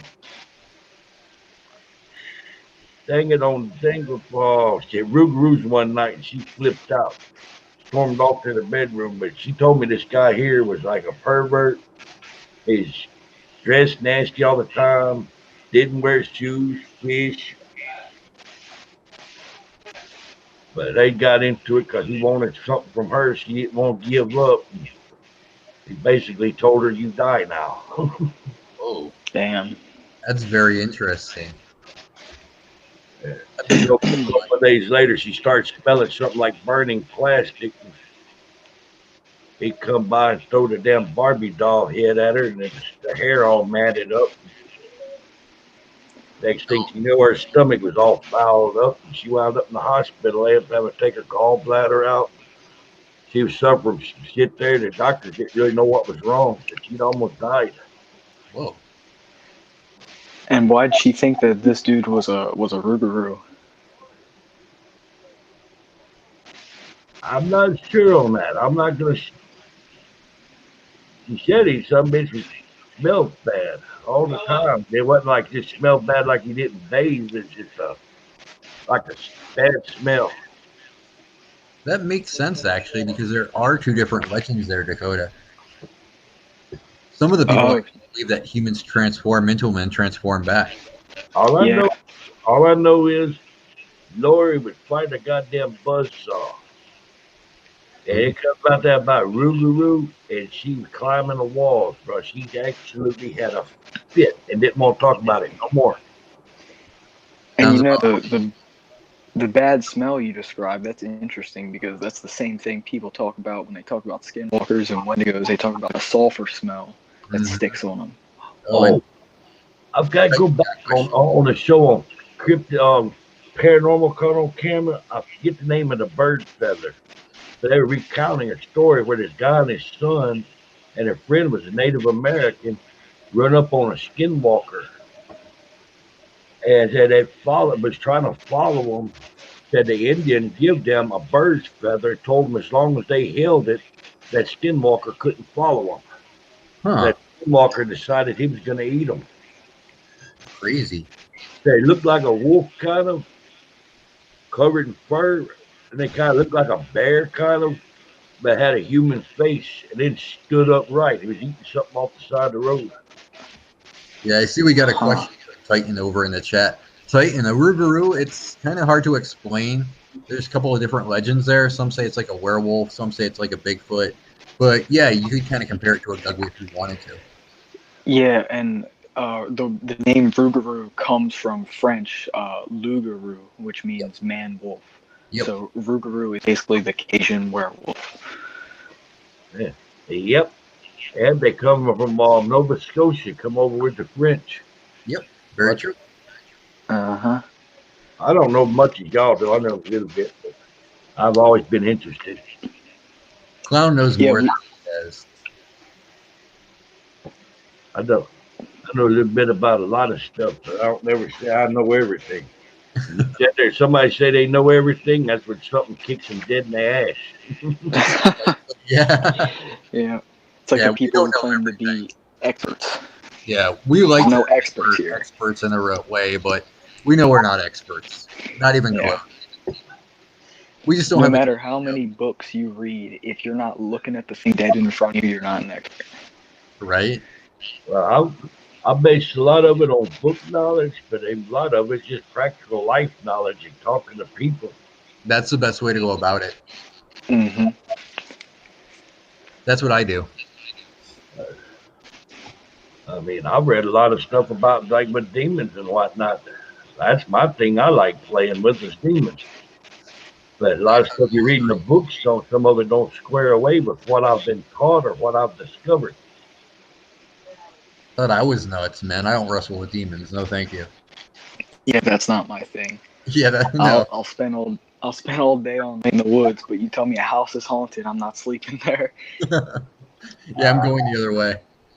It depends on how bad a feeling I get. If it's a real bad vibe, I can kind of gauge the power level. You know what I'm saying? And if it's like way, way more powerful to me and I can sense that menace, I'm going to get you right now. Then I'm like, well, I need to backpedal and think this one over. But if it's like, I can whoop your ass, I'm staying. I've got a paranormal story I can share with you, Clown. I'm sure you'd be interested in hearing. Hell, bring it on, Cletus. So this took place. This was a few months ago. This was last year, and I was waiting at I live in like a suburban neighborhood, and I was waiting at a bus stop, and just about a block away from me, walking towards me, I saw a figure that was. At this point, the sun was coming up, so it was bright enough to see it, but it wasn't really bright enough for me to make out a whole lot of details. It was just a dark figure that was walking towards me, and it was walking pretty slow. Hands down to its side. It looked like the shape of a person, maybe a little skinny. And as it got a little closer, I realized how tall it was. It was probably maybe close to 7 feet, I'd guess around there. And some other people were coming to the bus stop, so I turned my head to look at them, and I looked back, and the thing was gone. And that later that night, it was pretty late that night, probably 1 a.m. or so. I got a weird feeling. So I was laying in bed and I sort of pulled the covers off me and I sat up. And just as I did that, I heard 3 hard bang, bang, bang on my door. And I don't know if those two events were connected, but it definitely felt like it. What did it look like? I mean, could you get an idea of what it looked like? I thought it was wearing clothes, but really it was just a dark figure. It was, like I said, tall, thin, sort of, I guess, built like a basketball player, like long legs and long arms, walking sort of with its head facing down. I couldn't see any details of it, though. It was almost like I don't want to say a shadow figure because it looked like a solid figure. It didn't really look like a shadow, but it was definitely all like a solid dark color. Huh. That's crazy. Dark. That sounds like a damn demon, really. Yeah, and that's the only encounter I really had with something something that I don't think was an animal. Yeah, you got to tell us about your Bigfoot encounter there, Dakota. Oh my God, this is fresh in my mind. This was just a couple days ago. So my uncle has a pretty decent chunk of property, probably around 6, 7, 8 acres in West Virginia, way deep in the backwoods. And the closest thing nearby is there's a fire station that is sort of responsible for all of those backwoods homes in the area.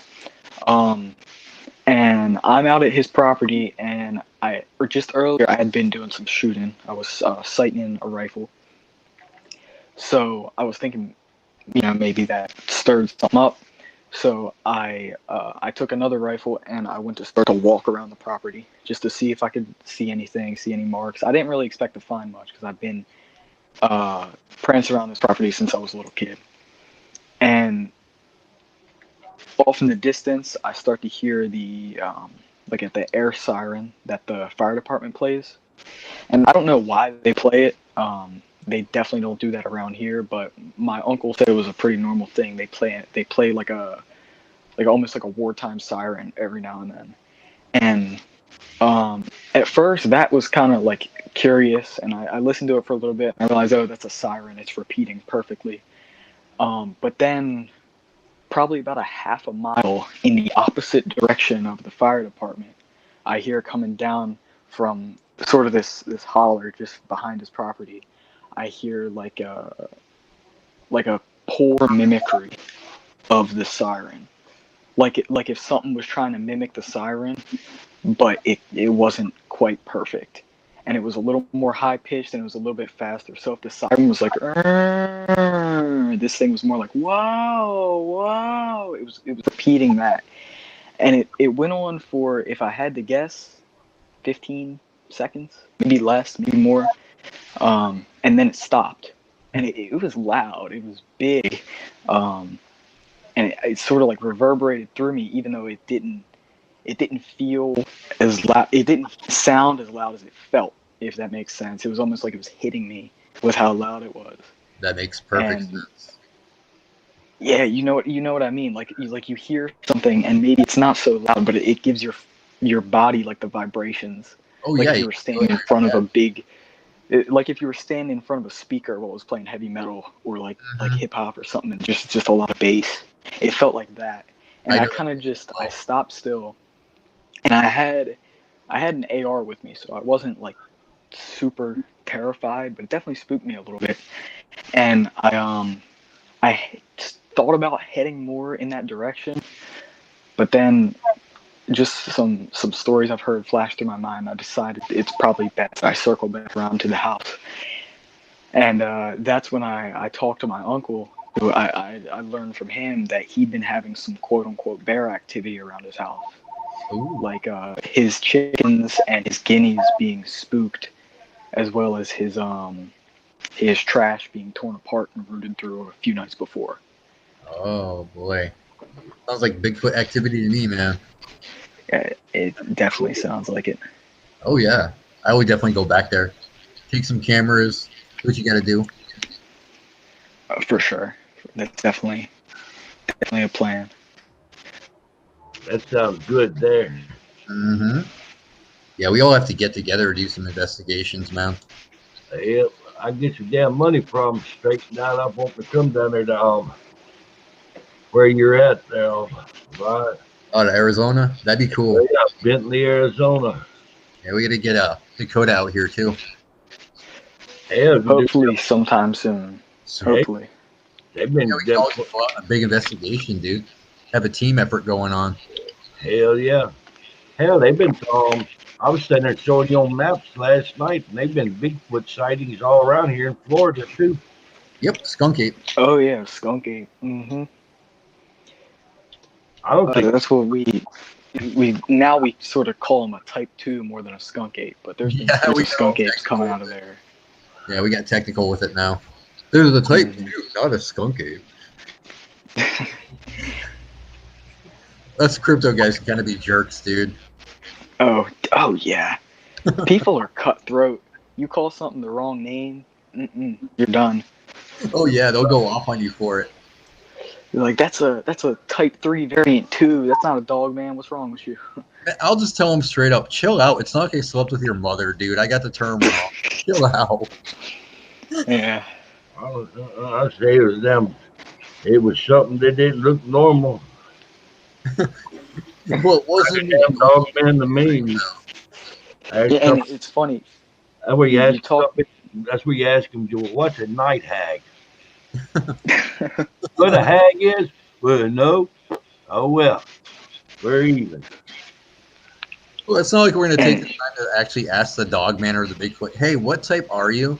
What would you classify? What's your preferred pronoun? Yeah, right. What's your preferred pronoun?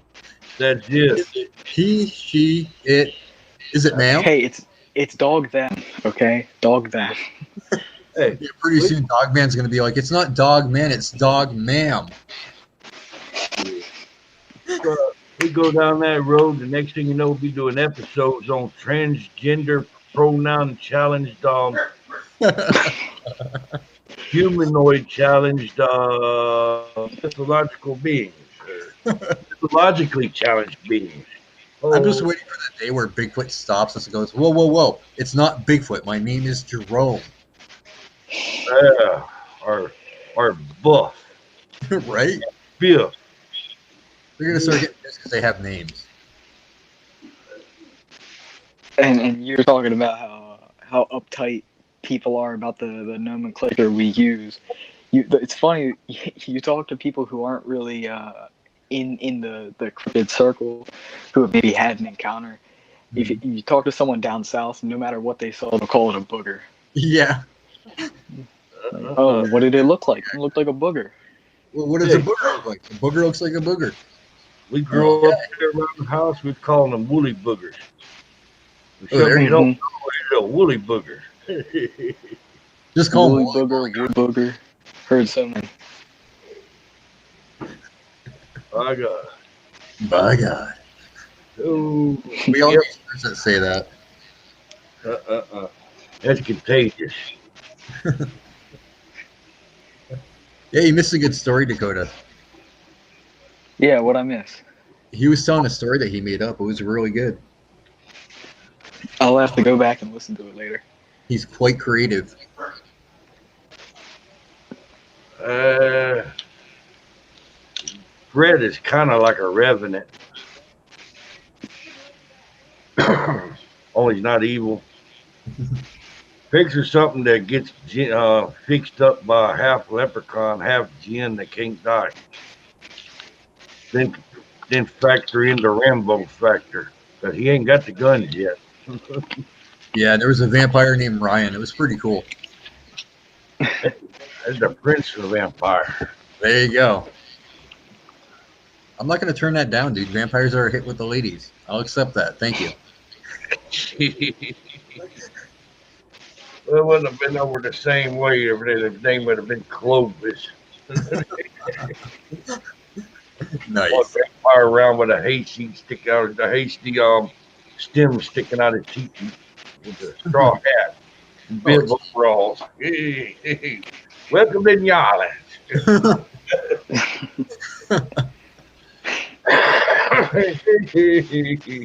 I told you Khan was a riot, dude. Oh, yeah. He's a funny guy. All right, thank you. Good stuff, dude. What? So, Dakota, we're going to have Nate Brisbane on the Venomous Fringe.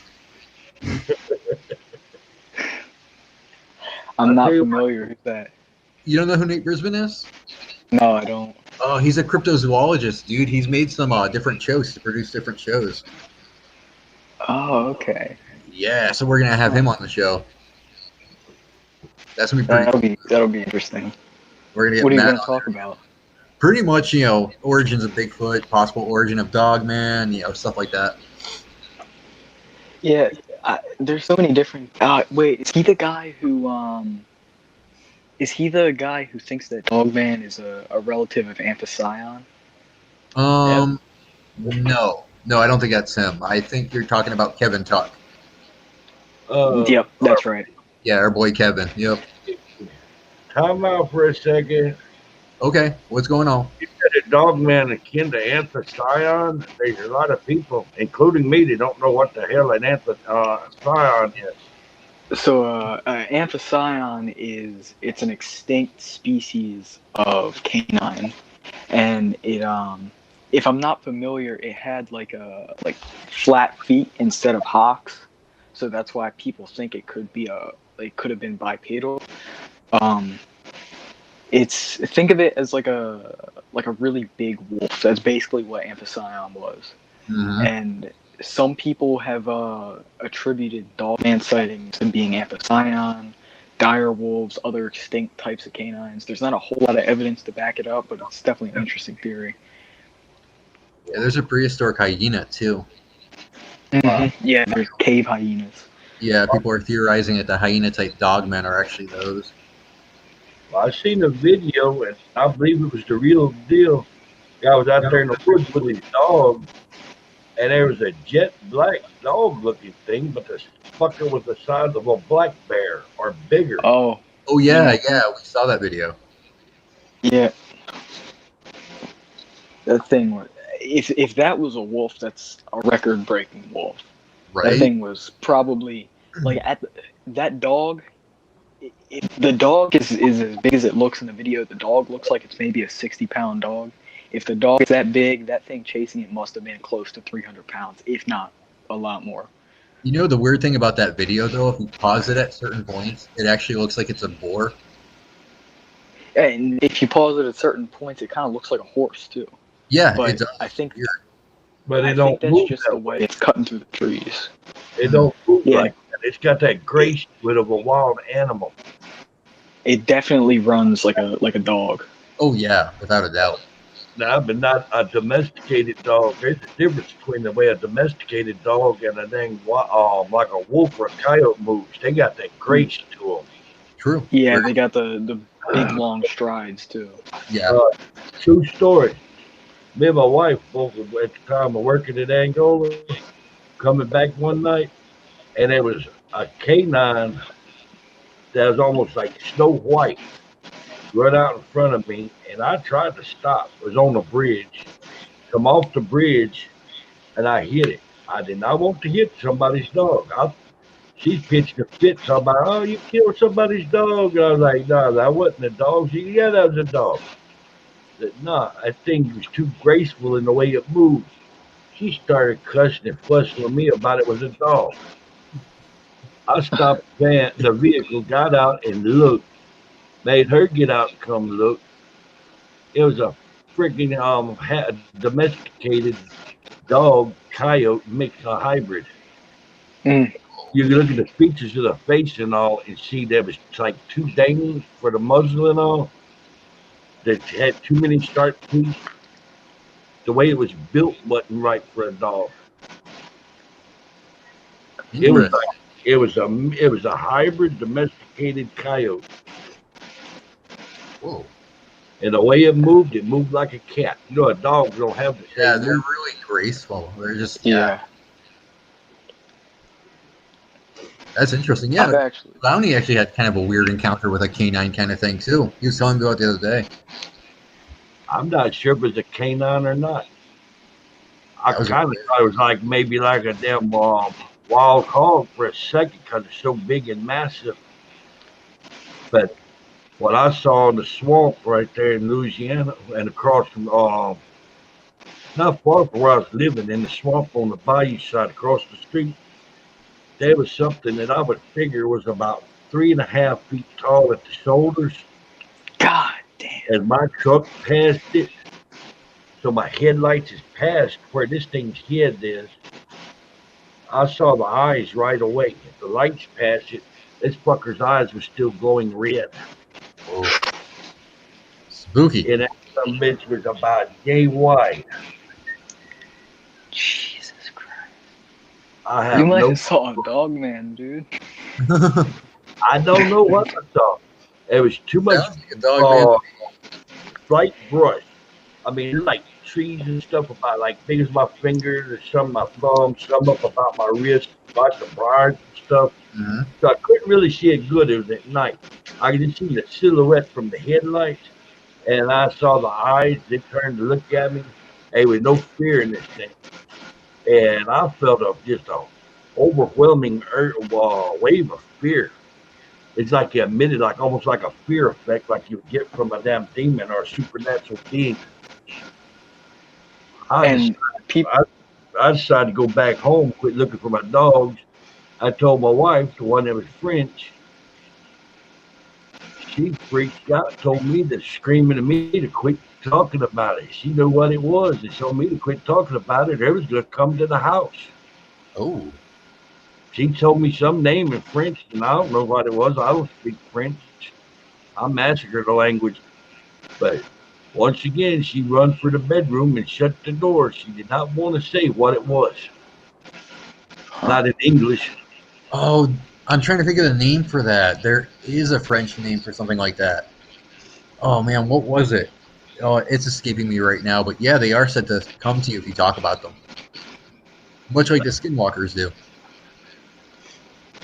Well, if you can figure it out, I'd be interested in hearing it. Yeah, let me try to find it later on. I'll try to find that name again and give it to you. It's on the tip of my tongue right now, but I just can't remember if that's the right one or not. That's probably not it, but I'll look it up for you and I'll send it to you. I don't believe it was something that was natural. It was something that was supernatural.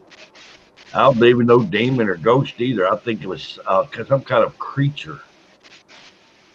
Because I could see the way it was moving, it kind of sideways and whatnot, going through the brush. So it was making physical contact with its environment. Hmm. All I know is That from there rings on out, what? I was asking Dakota if that rings any bells with him. That sounds familiar. honestly, it kind of reminds me of the Wahila. Yeah, that too. But that's way out of the range. Hmm. Wahila is like a big dire wolf type cryptid from up in Canada, and it's got pure white fur. But man, I wouldn't be surprised if what you saw was a dog man, because a lot of people do describe like an indescribable fear when they see dog men, and I personally think it's something in our genetic memory to be so afraid of these things. Exactly. That's exactly what I think too. I can tell you this, from there on out for a long time afterwards, I'd go outside at night. I'd go outside with an AR-15 loaded and ready to go. I don't blame you. You guys are a bunch of Rambos over here. I don't. We gotta get you a gun, Ryan. I ain't letting you go in those caves no more, or those mines. Right? I really should go in armed, dude. No. I'm kind of crazy. What can I say? The lore is some of it, Bigfoot goes in the damn caves or old mines to sleep. Yeah, that's an idea I've had for a while. A way we could really investigate those mines is to go in with floodlights. There you go. Like just a powerful 500,000 lumen, or not 500,000, 500 or 1,000 lumen light through the mines, and just look for eye shine, look for movement, listen to anything running away. Maybe have something run towards you. But I assume now you're going in with like a small lantern or flashlight. Yeah, pretty much. You gotta look into like a tack light, floodlight, or mag light. I mean floodlight. Yeah, I'll have to pick that up and see if I can get one, man. That'd be a great idea, though. I've got an idea. What's that? One of those damn good quality 4-wheel drive vehicles that's remote control, and then put a wireless camera on it. You send it in and have it look ahead of you before you actually go in. That's smart. Yeah, it's very smart. And you could hook one of those up straight to a live stream and have a live feed of what you're seeing broadcasted to us. Idea. So that way, if let's say something finds the RC that you sent in and smashes it or picks it up and takes it, we'll be able to see it. Right? That'd be a great idea. Very good idea, guys. Something else I would consider is if you got old pockets of water in there, radon gas, you could get into a damn gas situation, take like 2 whiffs and do a dirt nap. I should be taking notes. I'd be getting one of those gas cages that you can get that pick that off, sensitive to poisonous gases. There you go. Like a beehive. Yeah, Hey, right. Flush them out. Hey, go low tech, get a canary or two. What miners used to do. Yeah, that's Yeah. true. Very true. Until the canary gets chomped up, you just hear chomp. Oh, there goes the bird. If the canary dies, then you've got something to be worried about. If the canary gets eaten, then you have something even worse to be worried about. Right? Okay, That's when you just go, hey, Dylan, you go first. we was talking about this last night. There's a family in Russia that had to stockpile potatoes in their basement. Mm-hmm. The potatoes, when they decompose, puts off a gas that's poisonous. The basement was a confined area. The dad goes down, gets a couple of whiffs, drops him. The wife waited upstairs for a while. He didn't come up. She goes down, got hurt. I went through a couple of kids and a grandma. The daughter ended up figuring out something wasn't right and got help in there. But them damn potatoes killed the whole freaking family except for a daughter. That's crazy. Poisonous gases and in them enclosed environments. Hey, I laugh a lot, but I ain't laughing at that shit. No, definitely not. All the kind of gas I laugh about confined areas is if I cut one loose in the elevator with crowded on with people. Then you look around at the first near some bitch and you go, I can't believe you've done that in here.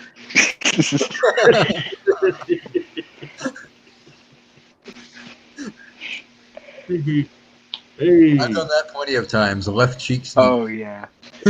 Let one rip and then look at someone else, give them a dirty look, blame it on them. Yep, that's how you do it. Hey, everybody want to do a dang lynching party. The left cheek sneak.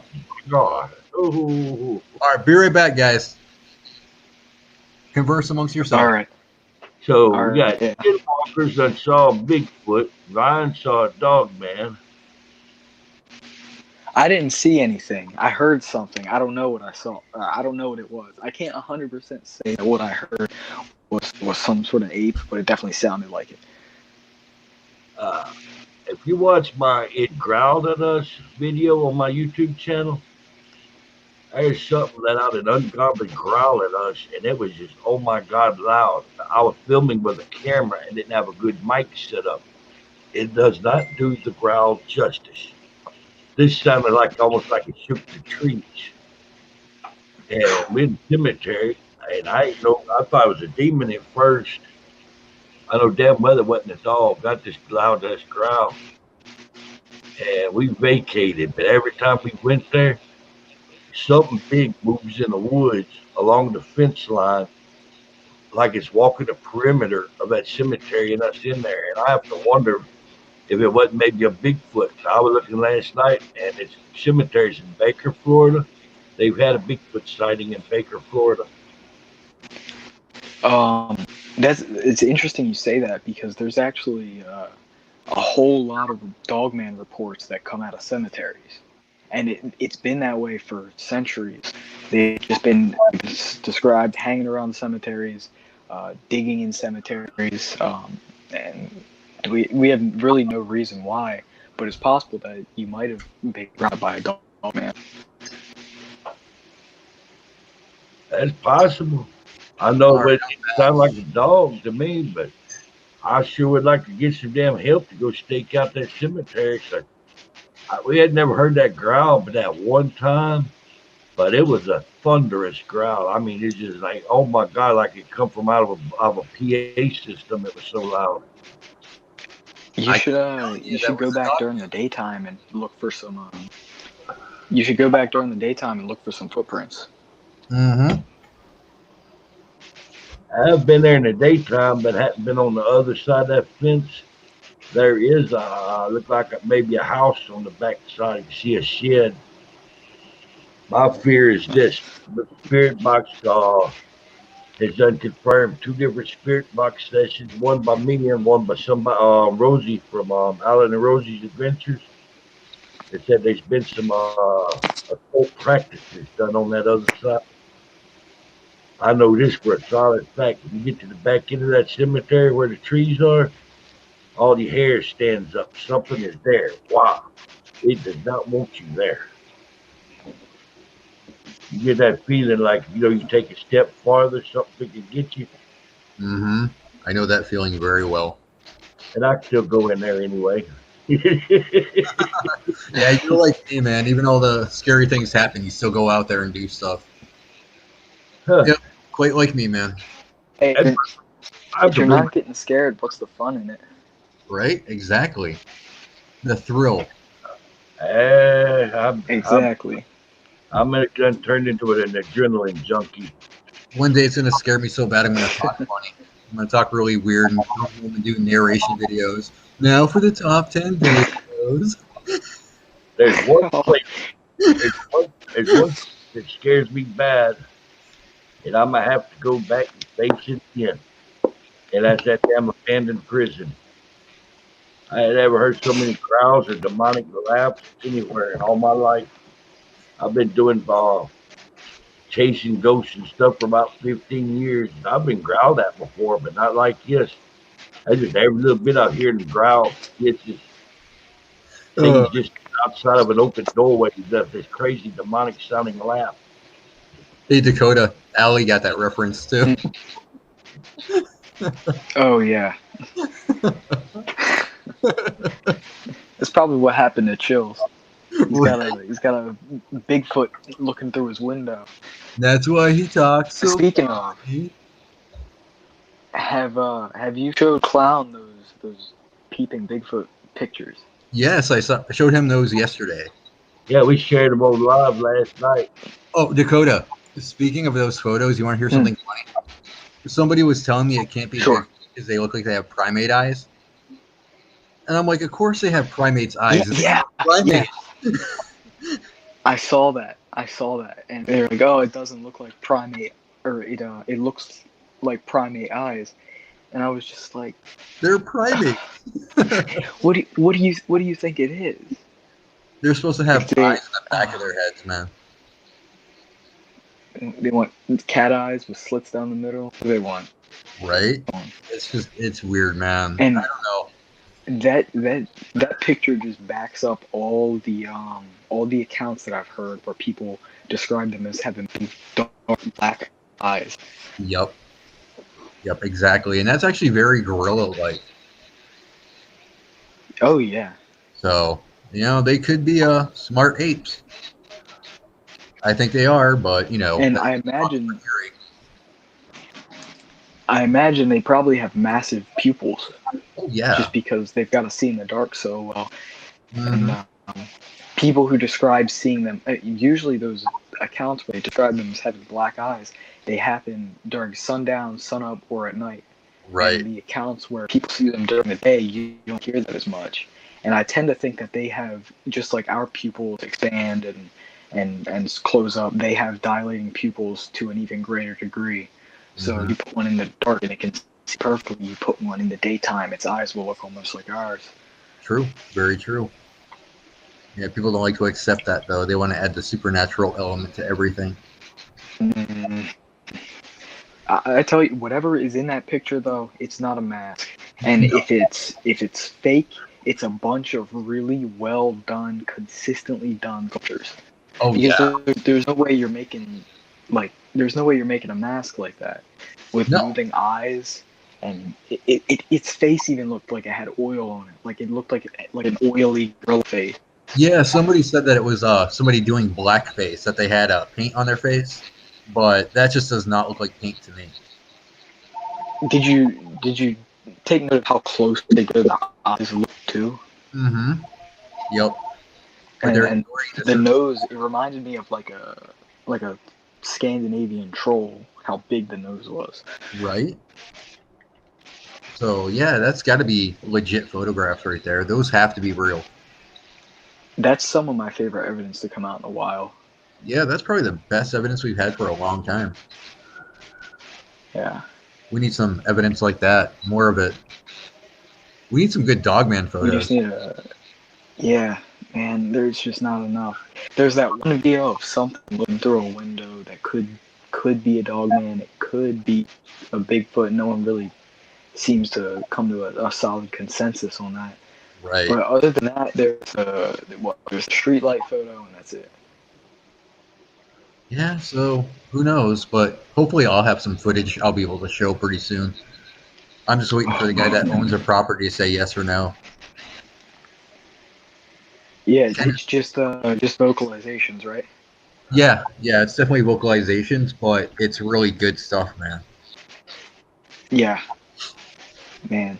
And honestly, I think audio tells us just as much, if not more, than video. Oh yeah, definitely. Because video, honestly, pretty easy to fake. Especially you get a good costume. Video is pretty easy to fake. You can write off most videos as, oh, that's a guy in a costume. But when it comes to the sound, like you hear like the Freeman footage, is that the one? Yeah, I believe. No, it's not the Freeman footage. It's the Bigfoot chase footage where you hear like the loud the guy chases it. bark sounds. Yeah. Yeah, you hear the grunt Like, on that one. A person's not doing that. No, There's no way. Yeah, you can hear the barking sound or the whooping sound it's doing. So that has to be legit. I don't know. I don't see how they could fake that. Oh, I see our boy just went live too. Yeah, I saw that. So, what other kind of things is out there? Oh gosh, Dogmen, you have Goatman, Lizardman, Wendigo. You got so much stuff out there. I've heard about Lizard Men in Georgia that was they videoed him. You got the Loveland Frog. The what? The Loveland Frog. It's pretty much a bipedal frog. Yeah, about 3 feet tall, big glowing eyes. It's some weird counts, and there's a little bit of evidence as of recent, but the first little spike of Loveland Frog sightings, they were old and they were sort of pretty much commercialized by the local newspaper, so we can't really say how legitimate they are. True. Yeah, there was even an encounter where it had a magical wand. So, have we told Klown about the Gugly? Oh, he learned a little bit about them the other day. That's the first thing on the episode you covered. Yeah, he was picking my brain about it. Pretty interesting subject, actually. I know. Aren't you of the opinion that they're the most dangerous cryptid you can run into, Ryan? I would believe so. I mean, those guys are the big bads. Yeah. I'll take my chances with Dogman. Gugly can stay away from me. So, the funny thing is, though, man, are we even saying the Gugly name right? Well, there's so many different spellings and pronunciations. Right. And I know it's a Native American word. Yeah, it comes from the native Kukwi. The Kukwi. Yeah, Kukwi.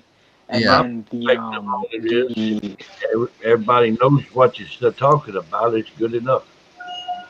Oh, but you have those people that, you're saying the name wrong. You're saying the name wrong. Da da da da. Yeah. And then you go down into like Texas and Mexico, and they have this word Kukwi. Right. And Kukwi is pretty much their way of saying like boogeyman. But Kukui and Kukwi or Kukwi are very similar. So I think Kukui, which is also often used to describe the dogmen that they have in the area, I think Kukui probably comes from the same word as Gugly. Probably, because the Kukwi were actually trolled, or they were said to be trolled. Oh, Yeah, that would fit this description, the physical description. definitely. I think it's just not implied, though. It's implied more than implied. Yeah. No, we definitely sort of pinned our own names on these creatures, and they're not going anywhere. Like there's some strong, uh, like just like this weird um rebellion against the word dogman. Like people Yeah, hate it so much. And yeah, it's not a dog. But if you call it the Wolfman, I'm gonna think of Lon Chaney. I'm not gonna think of the Beast of Burton Road. yeah, that's true. That's very true. And the thing is, like, calling them lycanthropes or werewolves, it's just that's not going to benefit anything. Because Yeah, that's a shapeshifter. yeah, with cryptozoology, dude, if we start calling them werewolf, people will not take us seriously. Mm, It's hard enough for to get sure. serious as it is, but start thinking of stupid names like that, and people are gonna be like, "Oh yeah, you guys are jokes. You guys are a laughing stock." And honestly, when people on the outside are skeptical of cryptozoology, you can't blame them at all, just because No, of no. how I much the certainly don't. community has strayed. Well, it's funny Just because the community strayed so much. well, if you look at like primatologists or even zoologists for that matter, if you tried to talk to one like 20 years ago, they would listen until the cow came home. But nowadays, you try to talk to one and they laugh at you. Thanks to all Yeah. the glue factor. Hey, look what Alex says. Oh, okay. Is he talking about the kukwi I think so. or the? Okay. And Titan, no, I haven't gotten any reports of winged creatures lately, but day's not over yet. Hey man, talk to people in Chicago, in the Chicago area, and you'll get plenty. They're still rolling out of there for no reason, no good reason. Makes you wonder why. People leave. It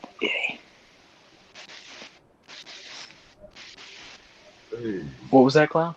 You said people are leaving out of Chicago for no reason. No, there's a whole bunch of Reports. like Reports. Mothman or flying humanoid reports coming out of Chicago. And it doesn't make any sense because the Chicago area is super metropolitan. It's not like there's somewhere for these things to hide, but it's constant. It's like all the time, just people reporting seeing like a Mothman creature or just a flying humanoid, a winged humanoid flying overhead. Mm-hmm. Welcome back, paranormal adoptees.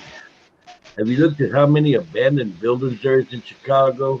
Sewers. There's got to be quite a few. You know, that is a good point. Yeah. That is a good point. There's probably plenty of but for something to be pushed out of the wilderness and forced to live, unless we're talking about a supernatural entity. No. Anything's possible nowadays. I still yeah. think. I've learned not to dismiss anything up front. Hell, I still think them Bigfoot are extra planier creatures. They can come in and go as they want. Yeah, that's possible too. Yeah. I've heard that a lot, and it's like an easy explanation. Like if you don't really know where something goes when it dies, or you don't really know where they sleep, to say it's interdimensional is it makes sense. You know, like it does sort of wrap everything else up in like a nice wrapping paper and bowed package. Mm-hmm. But for And right you have now, guys like me that come along and rip that package open. yeah, like I don't want it to be something interdimensional or interplanar because I want it to be something that we can see concretely, and that's really the best we can hope for because that's the only way we can get any real good research if we can like really see one in front of us and have not jumped the wormhole. Yeah, so long as we go with theories like that, man, we're never going to be taken serious as a scientific study. Yeah. Well, there's one thing there in Tennessee. They just started on it there 2 months ago about trying to bombard an area with them nuclei to see if they can penetrate into another dimension. They said a damn nuclei is supposed to be of the same age. Yet they bombarded before and have them one set dying way early versus the other set that was made at the same time that was still living. What they're thinking is what they're bombarding out is going into another dimension where the time is different than this time. Well, there's also I'm pretty sure it's atoms. They found a type of atom that can literally teleport. It goes from one place to another without moving. Its existence swaps, and that completely changes how we understand how matter works. It's almost like it's jumping through a wormhole. So, Uh-huh. hell, it's possible. It's definitely possible. But for an atom to jump through a wormhole, and for like some sort of hairy wood ape to jump through a wormhole, for me, it's just whole different. It's like apples to oranges, you know. I concur. I'm the same way. Mm-mm-mm. I guess I'm that asshole cryptozoologist that when they say, "Oh, it disappeared," I'm like, "Shut up! No, it didn't. It didn't disappear. You just took your eyes Yeah. off. It went away. Be quiet. It didn't finish." Yeah.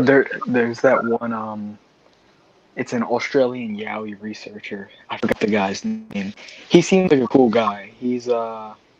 I know he's been on PRT, but he says like, oh, if I see a Yowie run through a portal, I'm following it. Come on, man. You know for sure you're not jumping in some portal with a gorilla person. Not Right? happening. Yeah, I wouldn't even do that, man. I'm pretty nuts, and I would not do that. No, Yeah, you spend your days going through old, very faulty, very poorly constructed mines looking for actual wolf people, but you're not jumping through portals. right? Well, see, dude, I'm just looking for the future Batcave. That's all it is. Scope it up. Yeah. See, you gotta get rid of the dogma if you want to put your 28 car garage down there. You know. Exactly. See, you're catching on. But shh, don't tell anybody else. So the Yowie's supposed to be built look like a Bigfoot then? Oh, Well, yeah. there's a bunch of different types of yowies according to the Aboriginals. There's some that they really do just look like the Bigfoot you have as your profile picture right now. They look like a patty type Bigfoot. There's some that they describe as smaller in stature, like 5-6 feet tall. And then there's some that they describe as being very tall and very lanky and very aggressive. And they're taller and thinner. A lot scarier. And it honestly reminds me of the Gugly, the way that they describe it. Yeah, But yeah, a Yowie is basically a Bigfoot. If you called a Yowie a Bigfoot, I don't think anyone would be offended. no. Well, they also have the type 2 that looks very much like a human. Just has a very long hair, and that's about it. So yeah, there's different descriptions of them too. Brian, what is your take on the difference between type 1 and type 2? Do you think it's regional? Do you think it maybe has to do with age or gender? Or do you think it's more of a completely separate species? I think it's more of a completely separate species. I mean, for their looks to vary so much to that degree, they have to be separate species in a way. It would only make sense. Yeah, I jump between that. I jump between them being completely separate things and them being regional a lot, because a lot of type 1 reports come from the north and a lot of type 2 reports come from the south. That's and true. Their sort of physical description makes sense for those regions. You know, the type 2 being smaller, less muscle, longer hair, and then up north them being bigger, you know, like which is a natural law that further you are from the equator, the bigger you are. So it makes sense that they're bigger, they're more muscled. It makes sense for the terrain. Yeah, he just put up the difference between the type 1 and the type 2. But yeah, there you go. Even that, the type 2s are usually described as a little more man-like. But it would make sense for them to be like a subspecies of each other, but then again, there's some physical differences that you really see in subspecies, like type 2s having canine teeth. Right. The longer snouts, and then of course, the big mystery here is the three-toed prince as opposed to the five-toed prince. Is that attributed to type 2s? Some cases, yes, but it's just kind of baffling to figure out how that would happen, unless it's some kind of because I don't know. When I hear three-toed prince, I usually hear them attributed to Klowns. Right. Like a sort of like a three-toed, almost like a dinosaur print. I personally don't know how much I buy that though, just because biologically it doesn't make any sense. That's true. It actually doesn't. I was going to bring that up on stream. Yeah, and it's definitely something that a lot of people seem to ignore. Like people talk about, like, oh, I found Dogman tracks in my backyard and they had 3 toes. Mm-hmm. There's not a, from what I know of, there's not a single mammal in North America that has 3 toes. Not that I've heard of. Yeah. Yeah, they got to think about biology when they talk about this stuff too, though. You have to include all the sciences in this. Biology, anatomy, physiology. You got to include it all and kind of make your theories off of each one. Tight, we're talking about something that's got wings and like a bat and the head of a wolf. Whoa. Okay. Is he talking about Bat Squatch? I don't know. Huh. Res Chief and his son had an encounter left them physically sick, not due to fright, just having been around it. And it had, yeah, that's Huh. Well, the thing is though about getting physically sick is that some apes actually have chemical signal. Oh yeah. It actually comes from the land, ironically, in their armpit, and that's how some gorillas actually. Yeah, they communicate with each other that way. And when humans smell that odor, it does make them physically sick. Have you ever smelled like a gibbon? You ever been on a gibbon? Mm-hmm. Or even a chimp? They smell like hell. They smell so bad. It's definitely a possible explanation. But then people also talk about experiencing infrasound, where they don't necessarily smell anything, but they feel like same basic feeling that I felt hitting them in the chest. And that makes them sick. Like that's that experience. That known animals already do have. We know tigers use it. Hippos. Mm-hmm. Hippos use Tigers use it. Hippos, elephants use it to an insane degree. They can talk to each other from miles away with their infrasound in very complex ways. So I don't think it's anything to do with the supernatural, though. I mean, I think if Bigfoot has it, it could just be a biological thing. Nothing supernatural, though. Oh yeah, and okay, we're talking about something with human level intelligence that is sometimes reported over 10 feet tall, more conservatively around 8 feet tall. That's still like a 600-700 pound creature, according to some reports. That will definitely have the vocal ability to resonate at frequencies that we can't hear but we can feel. If you're smart, if you're as smart as a person, it's like blowing a dog whistle. You see people around, you make that sound, it'll make them sick and they'll go away. You'll do that before you show yourself. Yep, very true. Very, very true. And I've actually felt the infrasound tiger before. That does not feel good. What's this about a bat squatch? Bat squatch. Bat squatch is it's a sort of a one of those flap cryptids that people talk about, where they kind of pop up and then go away. Mm-hmm. But it's basically, even though it sounds like a bat and a Bigfoot mixed together, it's actually more like a dog man with bat wings. More or less. It's like a giant fruit bat. Yeah, and that's a good way to describe it, because fruit bats do have like dog type faces. Like a flying fox really does look like it has a fox head. Yep. Very true. Which, man, those, have you ever seen like even the skeleton of those things? Yeah, It's shocking how massive. 6 foot wingspan. Mhm. Massive. And if I saw something with a 6 foot wingspan, if I saw a bat with a 6 foot wingspan fly overhead of my car, I might just be scared so bad that I say it's a 15 foot wingspan. And that's how a cryptid starts. Oh yeah. Yep. Just like the chupacabra. You know, that lonely old lady started that one.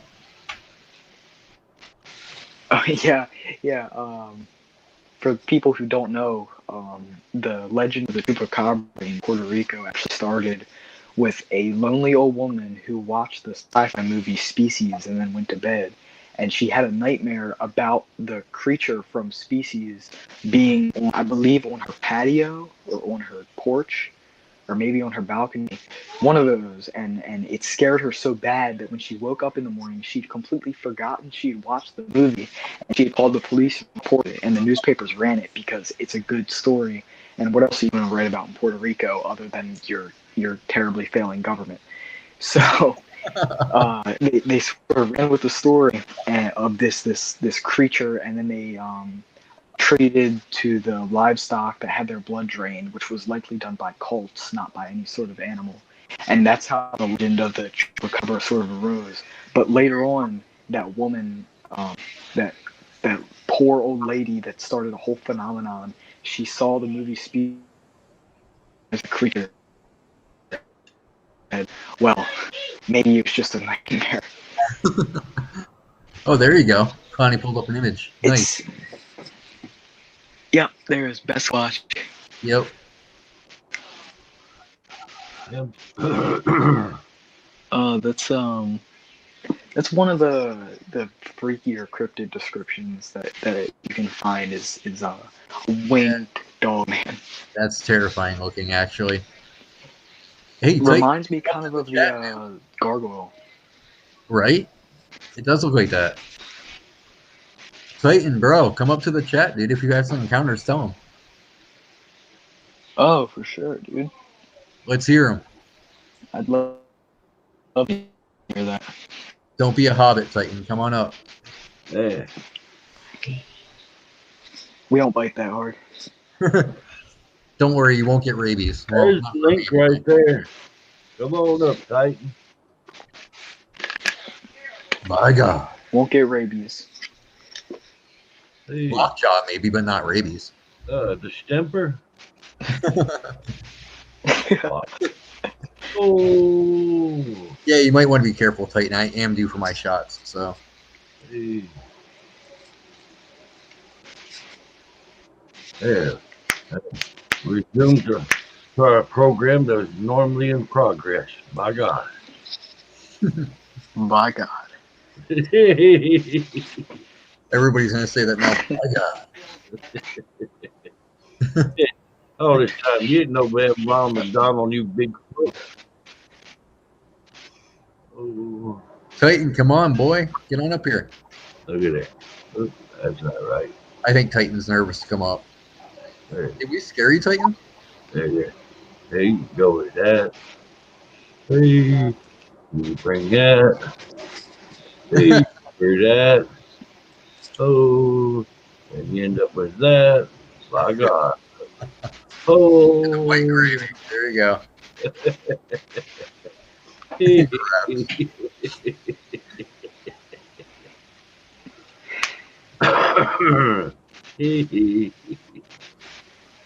Oh, that's funny. Hey, wake up, Allie, and don't you stunt. My God.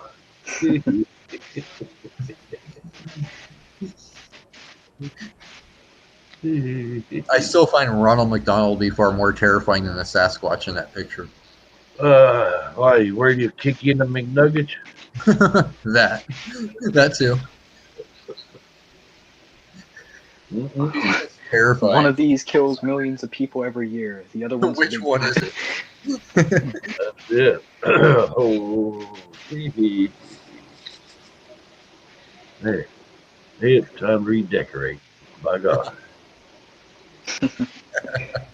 That's his catchphrase, Dakota. My God. I can tell.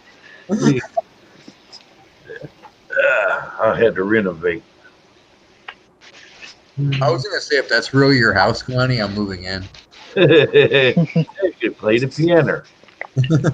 Oh no, I'm just clowning. I'm in a condo and a small bedroom. That works.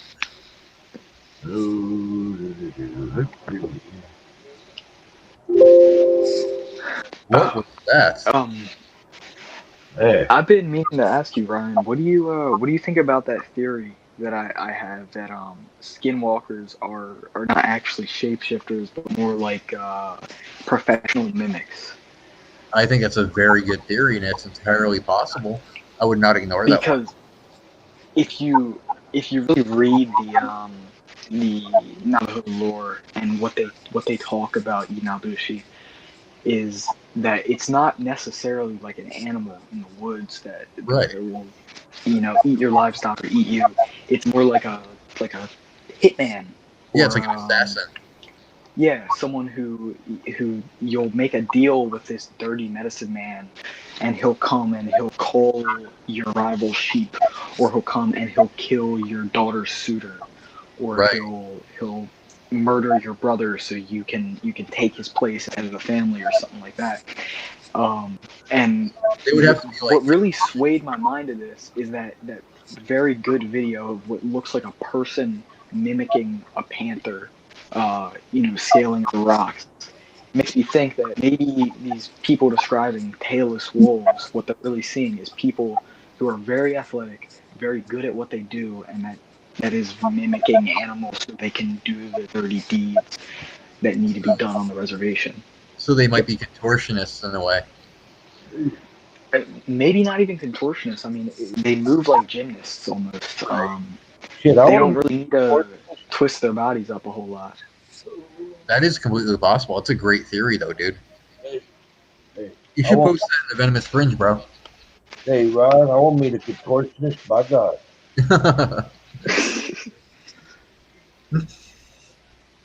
You know what? You wouldn't want to do one. They get bent out of shape about things.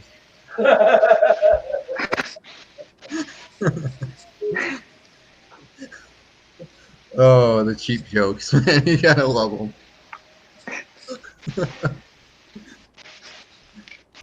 Oh, nice. Oh man. What time is it? Oh, wow. It's almost 7 o'clock here. Yeah, it's going on 10 here. I think about a little after 10, I'll probably be heading out. Yeah, I should probably be heading out, too. It's getting kind of late here, and I still got laundry to do. Damn it. Oh, this is why I need to be married or something, so I have somebody to do this crap for me, man. They're not paying me enough for this. No, they're not paying me at all. Go catch you a dog man and train it. Right? There you go. Catch him as a baby. Market it. Make it happen. Here's my my new designer breed. I mixed a French bulldog with a dog man. It can fold your laundry. It can iron your clothes. It can do the dishes. Only 60% of its owners get killed. So, Right? pretty good deal. Nah, man, that's why you mix somehow with a dog man with a bulldog and a Shih Tzu. That way you can market it and call it a bullshit. The terrible jokes are really rolling in tonight. Oh, dude. Have either of you seen the movie The Man Who Killed Hitler and Then the Bigfoot? Yes, I was just watching that. I was not expecting that movie to be so good. Neither was I. I was actually almost disappointed because it was so good. It was like on it so bad. Profound. It was profound. It was like watching like a magical realism Western flick. Well, you know why, right? What do you mean? Sam Elliott is in the movie, dude. It can't be bad. It's Sam Elliott. That's true. That's true. Sam Elliott is a national treasure. The minute they attached his name to that movie, you just knew, oh shit, this is gonna be badass. But like, Clown, I don't know if you've seen it, and everyone in the chat, if you haven't seen it, it's on Hulu. I think you can probably rent it. It's definitely worth watching. It is, guys. Nothing you should take too seriously, but have fun with it. I mean, it's on the surface, it seems like a real like campy B movie, stupid, Right. but it really does deal with some like dark themes, and it'll make you really feel for the main character. Oh Deals yeah. with loneliness and regret, and Mhm. it's definitely a movie worth checking out. Yeah, check it out, people. It's really good. I enjoyed it. What did you think of the way they showed the Bigfoot in that? Well, trying to be spoiler free here, I was going to say they could have done some more work on it, but I was oddly okay with it. Yeah, my only critic, because I mean it's a Bigfoot, you can kind of make it look however you want because we don't know 100% what they look like. Of course. But I think the only critique I can have is there's some scenes where the thing looks 5'4", and there's some where it looks 7'2". Yeah, that was my problem with it. You know, being that crypto geek, I'm kind of like, they're not that small. Yeah, when he's like wrestling around with it, it looks kind of small, but Right. it looks pretty big. I still maintain that the best Bigfoot ever was either Primal Rage or Exists. I think I'll take Exists over Primal Rage. Yeah, that's what I was going to say. I Is think it's kind of Primal Rage. but Primal Rage, they kind of tried to go with like the Baboon style, but it came out a little too cartoony for me. Yeah. Exists was scary. That movie. Oh yeah, it was perfect. It stuck to that whole model of the closer you keep it to humanity, the scarier it is. Oh yeah. Yeah, they gave it a human expression, so it was definitely frightening as hell. For a found footage movie about Bigfoot, that movie couldn't be a whole lot better. Oh, no kidding. They did very well with what they Sanchez is had. brilliant, though. What other movies has he done? Eduardo Sanchez made the Blair Witch Project. Not the remake. Okay. Yeah. Yeah, that the original was a fun one. I've been to the forest where those were. I don't know if it's the forest where those were filmed or the ones where it was supposed to take place, but I've camped in those forests quite a few times. Very nice. I would love to go there someday just for the whole shock value. Honestly, the forests aren't as spooky as you expect them to be. There's not really that sort of menacing feeling you get from being in some forests, but it's a beautiful campground. Yeah, but that's kind of disappointing, though. I would think there'd be some kind of ambiance to it where you're just kind of going, a little uncomfortable Now, here.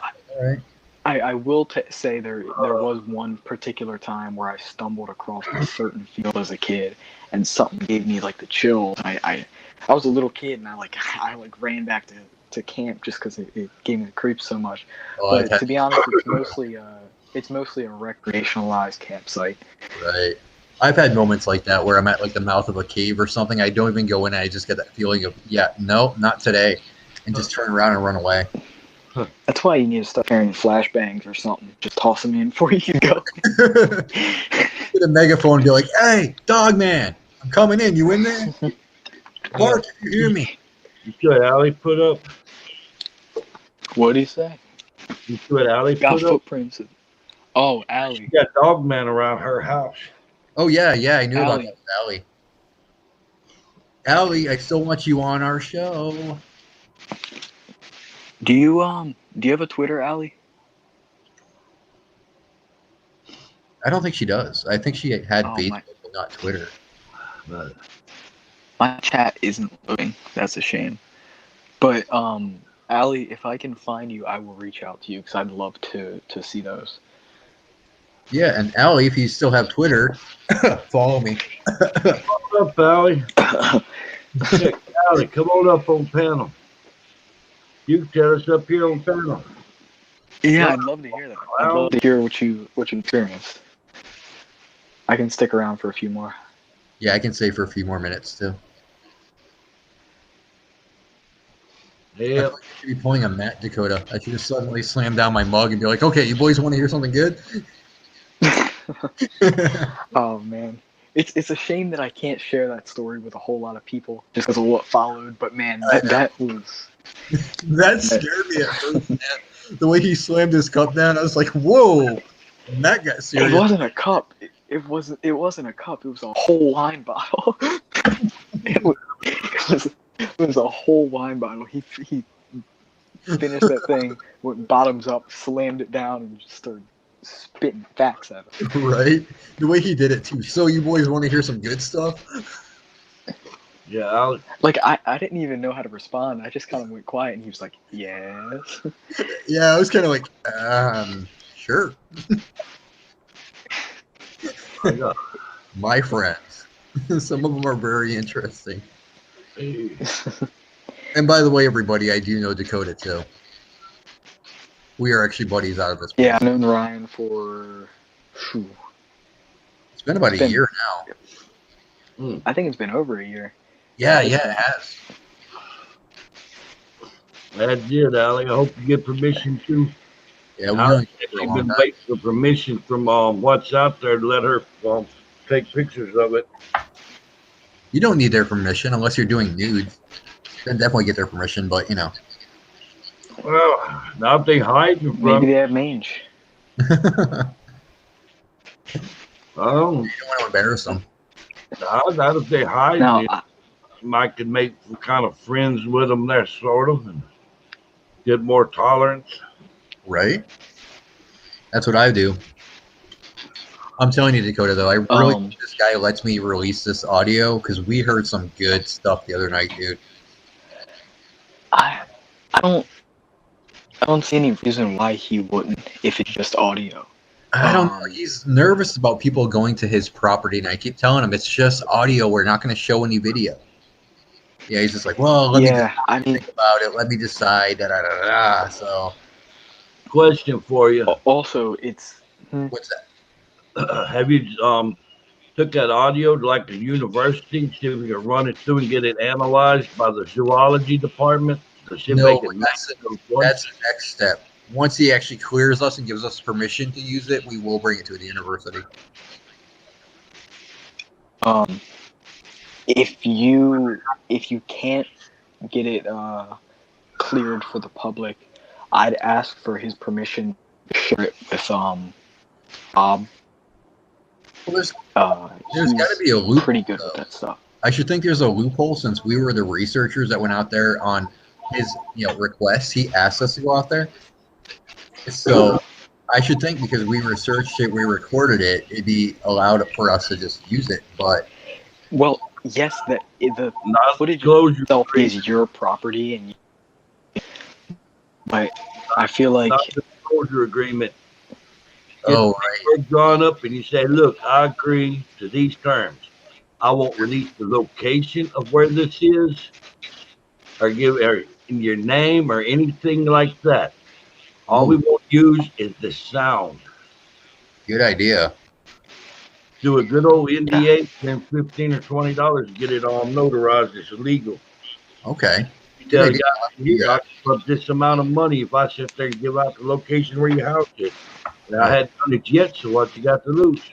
Right. Yeah, I can't say much about it right now, Dakota, but I will tell you that when we heard this stuff going down, dude, I got chills. It reached a point where I stopped what I was doing. I just listened, dude. I didn't even blink. I was just standing there just like, wow. whoa. I mean, it was so clear. It was like they were right there, dude. Man, I'd love to hear that. It was mesmerizing yet terrifying all at once. Did you go look in the consider okay there, Allie? Good night there. Hey, hugs back to you. Hope you sleep well. Night, Allie. Did you consider going out Night, there Allie. next time and see if you can find physical evidence, hair, footprints, anything like that? Well, if we can go back to his property to do so, that would be great because I think he really has a hot spot there. But he didn't want us to take anything to, take away physical evidence. Because this guy generally is panicked. He's worried about a lot of stuff. You know, he's been listening to one too many podcasts. Because he thinks the Men in Black are going to come, the government's going to come. Yeah. It's just, I get it, but don't give way to suspicions. Because if these powers exist, right, and the government wants to intervene they're going to do it whether you allow us to use the evidence or not. And by all means, put it out there before they take it. Did y'all see that Discovery And- panel episode they done on mermaids on the? Oh yeah, that was a great one. You think that was real? Yeah, that was actually that was a mockumentary. They came out and said that everyone in that movie was an actor. Oh really? Yeah. That's a Yeah, shit. that disappointed a lot of people. That's terrible. Why do they do stuff like that, man? Man, it's the same reason why they have shows like Mount Monsters, and they have shows where it's just a bunch of fools running around the woods pointing guns at each other, Just looking for something that ain't there. Yeah, just for ratings, right? To make you think it don't Yeah. exist. You say Bigfoot, they look at you. Oh yes, they do. But yeah, Dakota, when I went out for this investigation, though, it wasn't just me. I actually had a former cop with me. And even Is that your neighbor? yeah, and even this dude was actually afraid of what we were hearing. Oh yeah. You know, for a cop to Now, to draw his weapon and just stand there frozen and not do anything, you know there's some fear going through him. Mm-hmm. now this guy who owns the property, is he safe? Like he hasn't had any attempts for them to enter his home or get to his family or anything like that, right? No, he's safe right now because he actually went to a different place to stay for a while. Until we know exactly what's Okay. going on here, he's not staying on his property because a lot of bad stuff happened there. But I do suspect there's more to it, and as I can, I'll give you more details. But yeah, I remember you. Has he opened up about that at all, or are you still kind of in the still dark? acting kind of dodgy about that, so that's just making my suspicions all the more. You know, because when you start acting a little twitchy about certain questions, I'm going to start going, okay, what's up? Yeah. So I'm hoping I can catch him alone where I can talk to him and just, put all on a table for him and say, hey, tell me what happened, word for word, moment for moment, what went down here. I need to know, you need to know. Because if something big did happen here, it's pivotal for me to know so I can help you. Help you, help me, and so forth and so on. Maybe he's so scared because he might have tried to shoot one of them damn things. That's knows what I'm thinking. I suspect. I think he might have gotten aggressive. I think so. That's really what I suspect as well. I hope not. I'm praying to God he didn't do something like that. But my suspicions go a little bit further as well. If he did do that, it might be in his best interest to just get off that property. I can say this. I think he might have killed one dude. And I think it might have been a youngster. Really? Yeah, I think he might have killed a juvenile. Oh, Jesus Christ. Yeah. That's one way to do it. And I'm hoping I'm wrong, man. I am praying to the heavens above that I am wrong, that it was nothing. But there's moments that he really seems like he's very reluctant to tell me anything about it, and there has to be a reason for it. But if he got them wound up like that, it'd be dangerous to be out there at night. Yeah, that's why he actually went to go stay with somebody else. Because things were getting very hairy over there. No pun intended. Very hairy, huh? Yeah, but, things were taking place with his livestock and whatnot that, he was probably in a lot of danger there. I think messages were being sent to him. What, with livestock being killed? Yeah, I think this is their way of saying, hey, we did this to this thing, so this is going to be you eventually. No. Yep, the way they build houses these days, a Bigfoot won't in the house, bro. They're gonna get in. Oh yeah. I mean, keep them doors. He's scared enough where he's not staying there right now, so he's got to know something. It's bugging me that he's not telling me what. No. Do you know if he owns guns? I assume he does. Yeah, he most certainly does. Because, of course, okay. Other predatory animals here, so.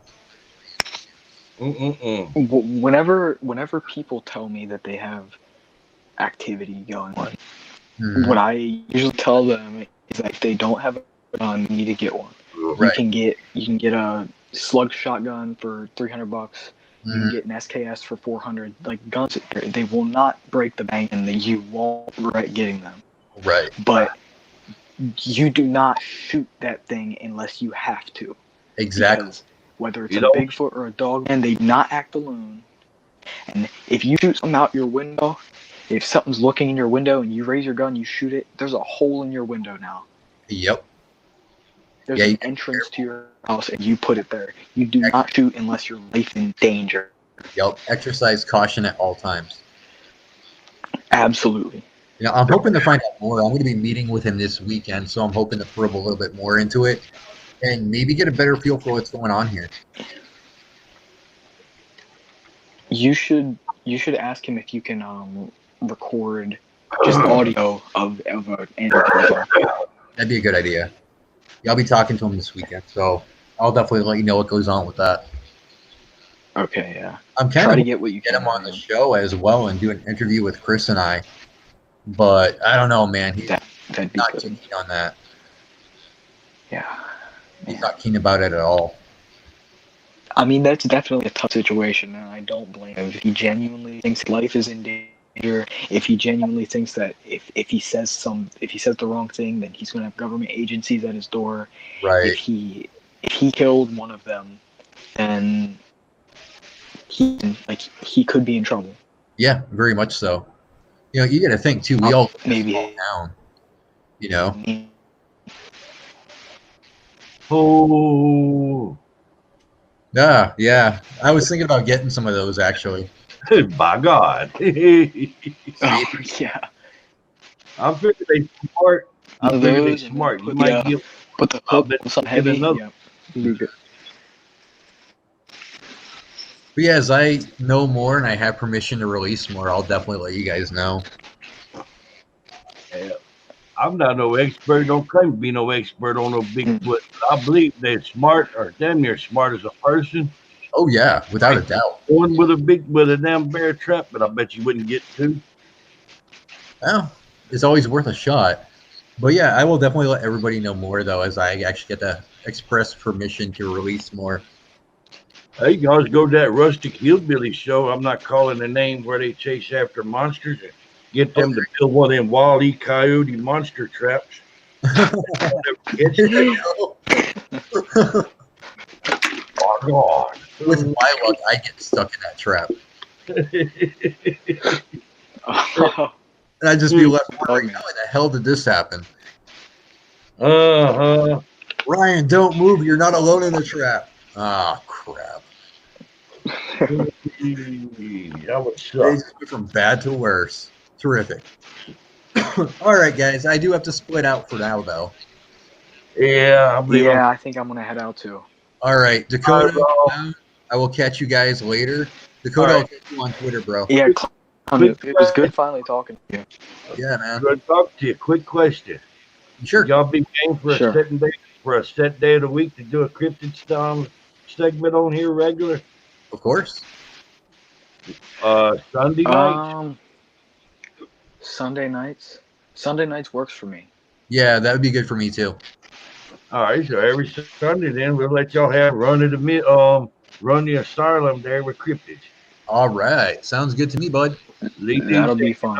Ron. Say good night there, Dakota. Good night, Lily. Night, Lily. I say eat more peanut butter. Bye, God. God. Y'all have a good one. Thanks so much for coming by. All right, take it easy, guys. Later, Gator. You too, man. Bye. Ooh, Hey, by God.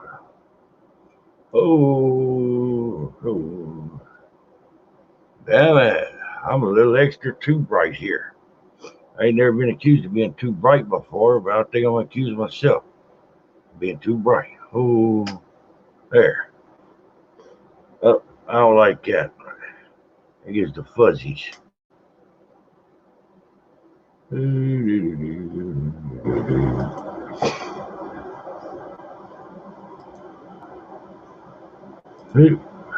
Oh, all righty, y'all. What happened? See what we got? I'm checking them analytics. We done pretty good there tonight. By God. I can't wait to just start in on the second part of that story for tomorrow. That's gonna be cool as shit.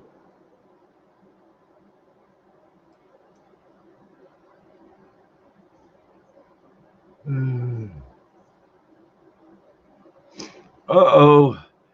I got a damn thing up here from YouTube.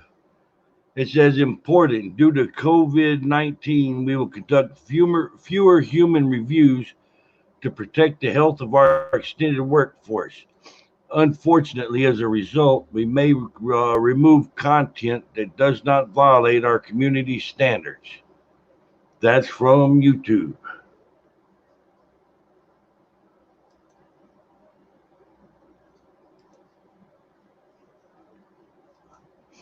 I don't know if it's showing up on everybody's channel yet, but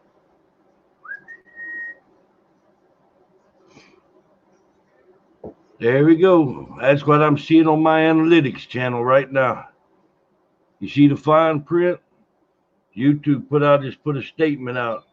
Said they might start pulling people's content whether they violated any content rules or not.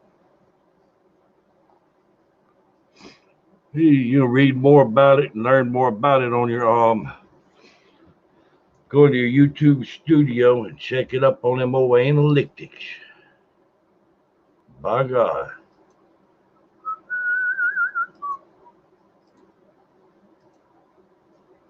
I hope they don't start pulling none of my content.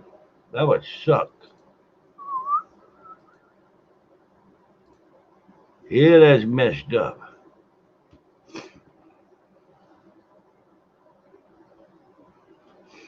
That's tore up from the floor up, by God. All righty, everybody. I hate to unask this horse and it doing so good, but I want to get me something to eat. I'm gonna call it an early night on here. Appreciate everybody coming. Thank you, Lee. Hope y'all have a good night there. I'm gonna hop off from here. I got some stuff I'm gonna do on this end. Y'all have a good one, and I'll see you in a few. Tomorrow, I'll see about doing the second part of that story. By God. Have a good one there, Lee. And family, once again, thanks for helping me reach 700 subs. Y'all appreciate it so much. By God.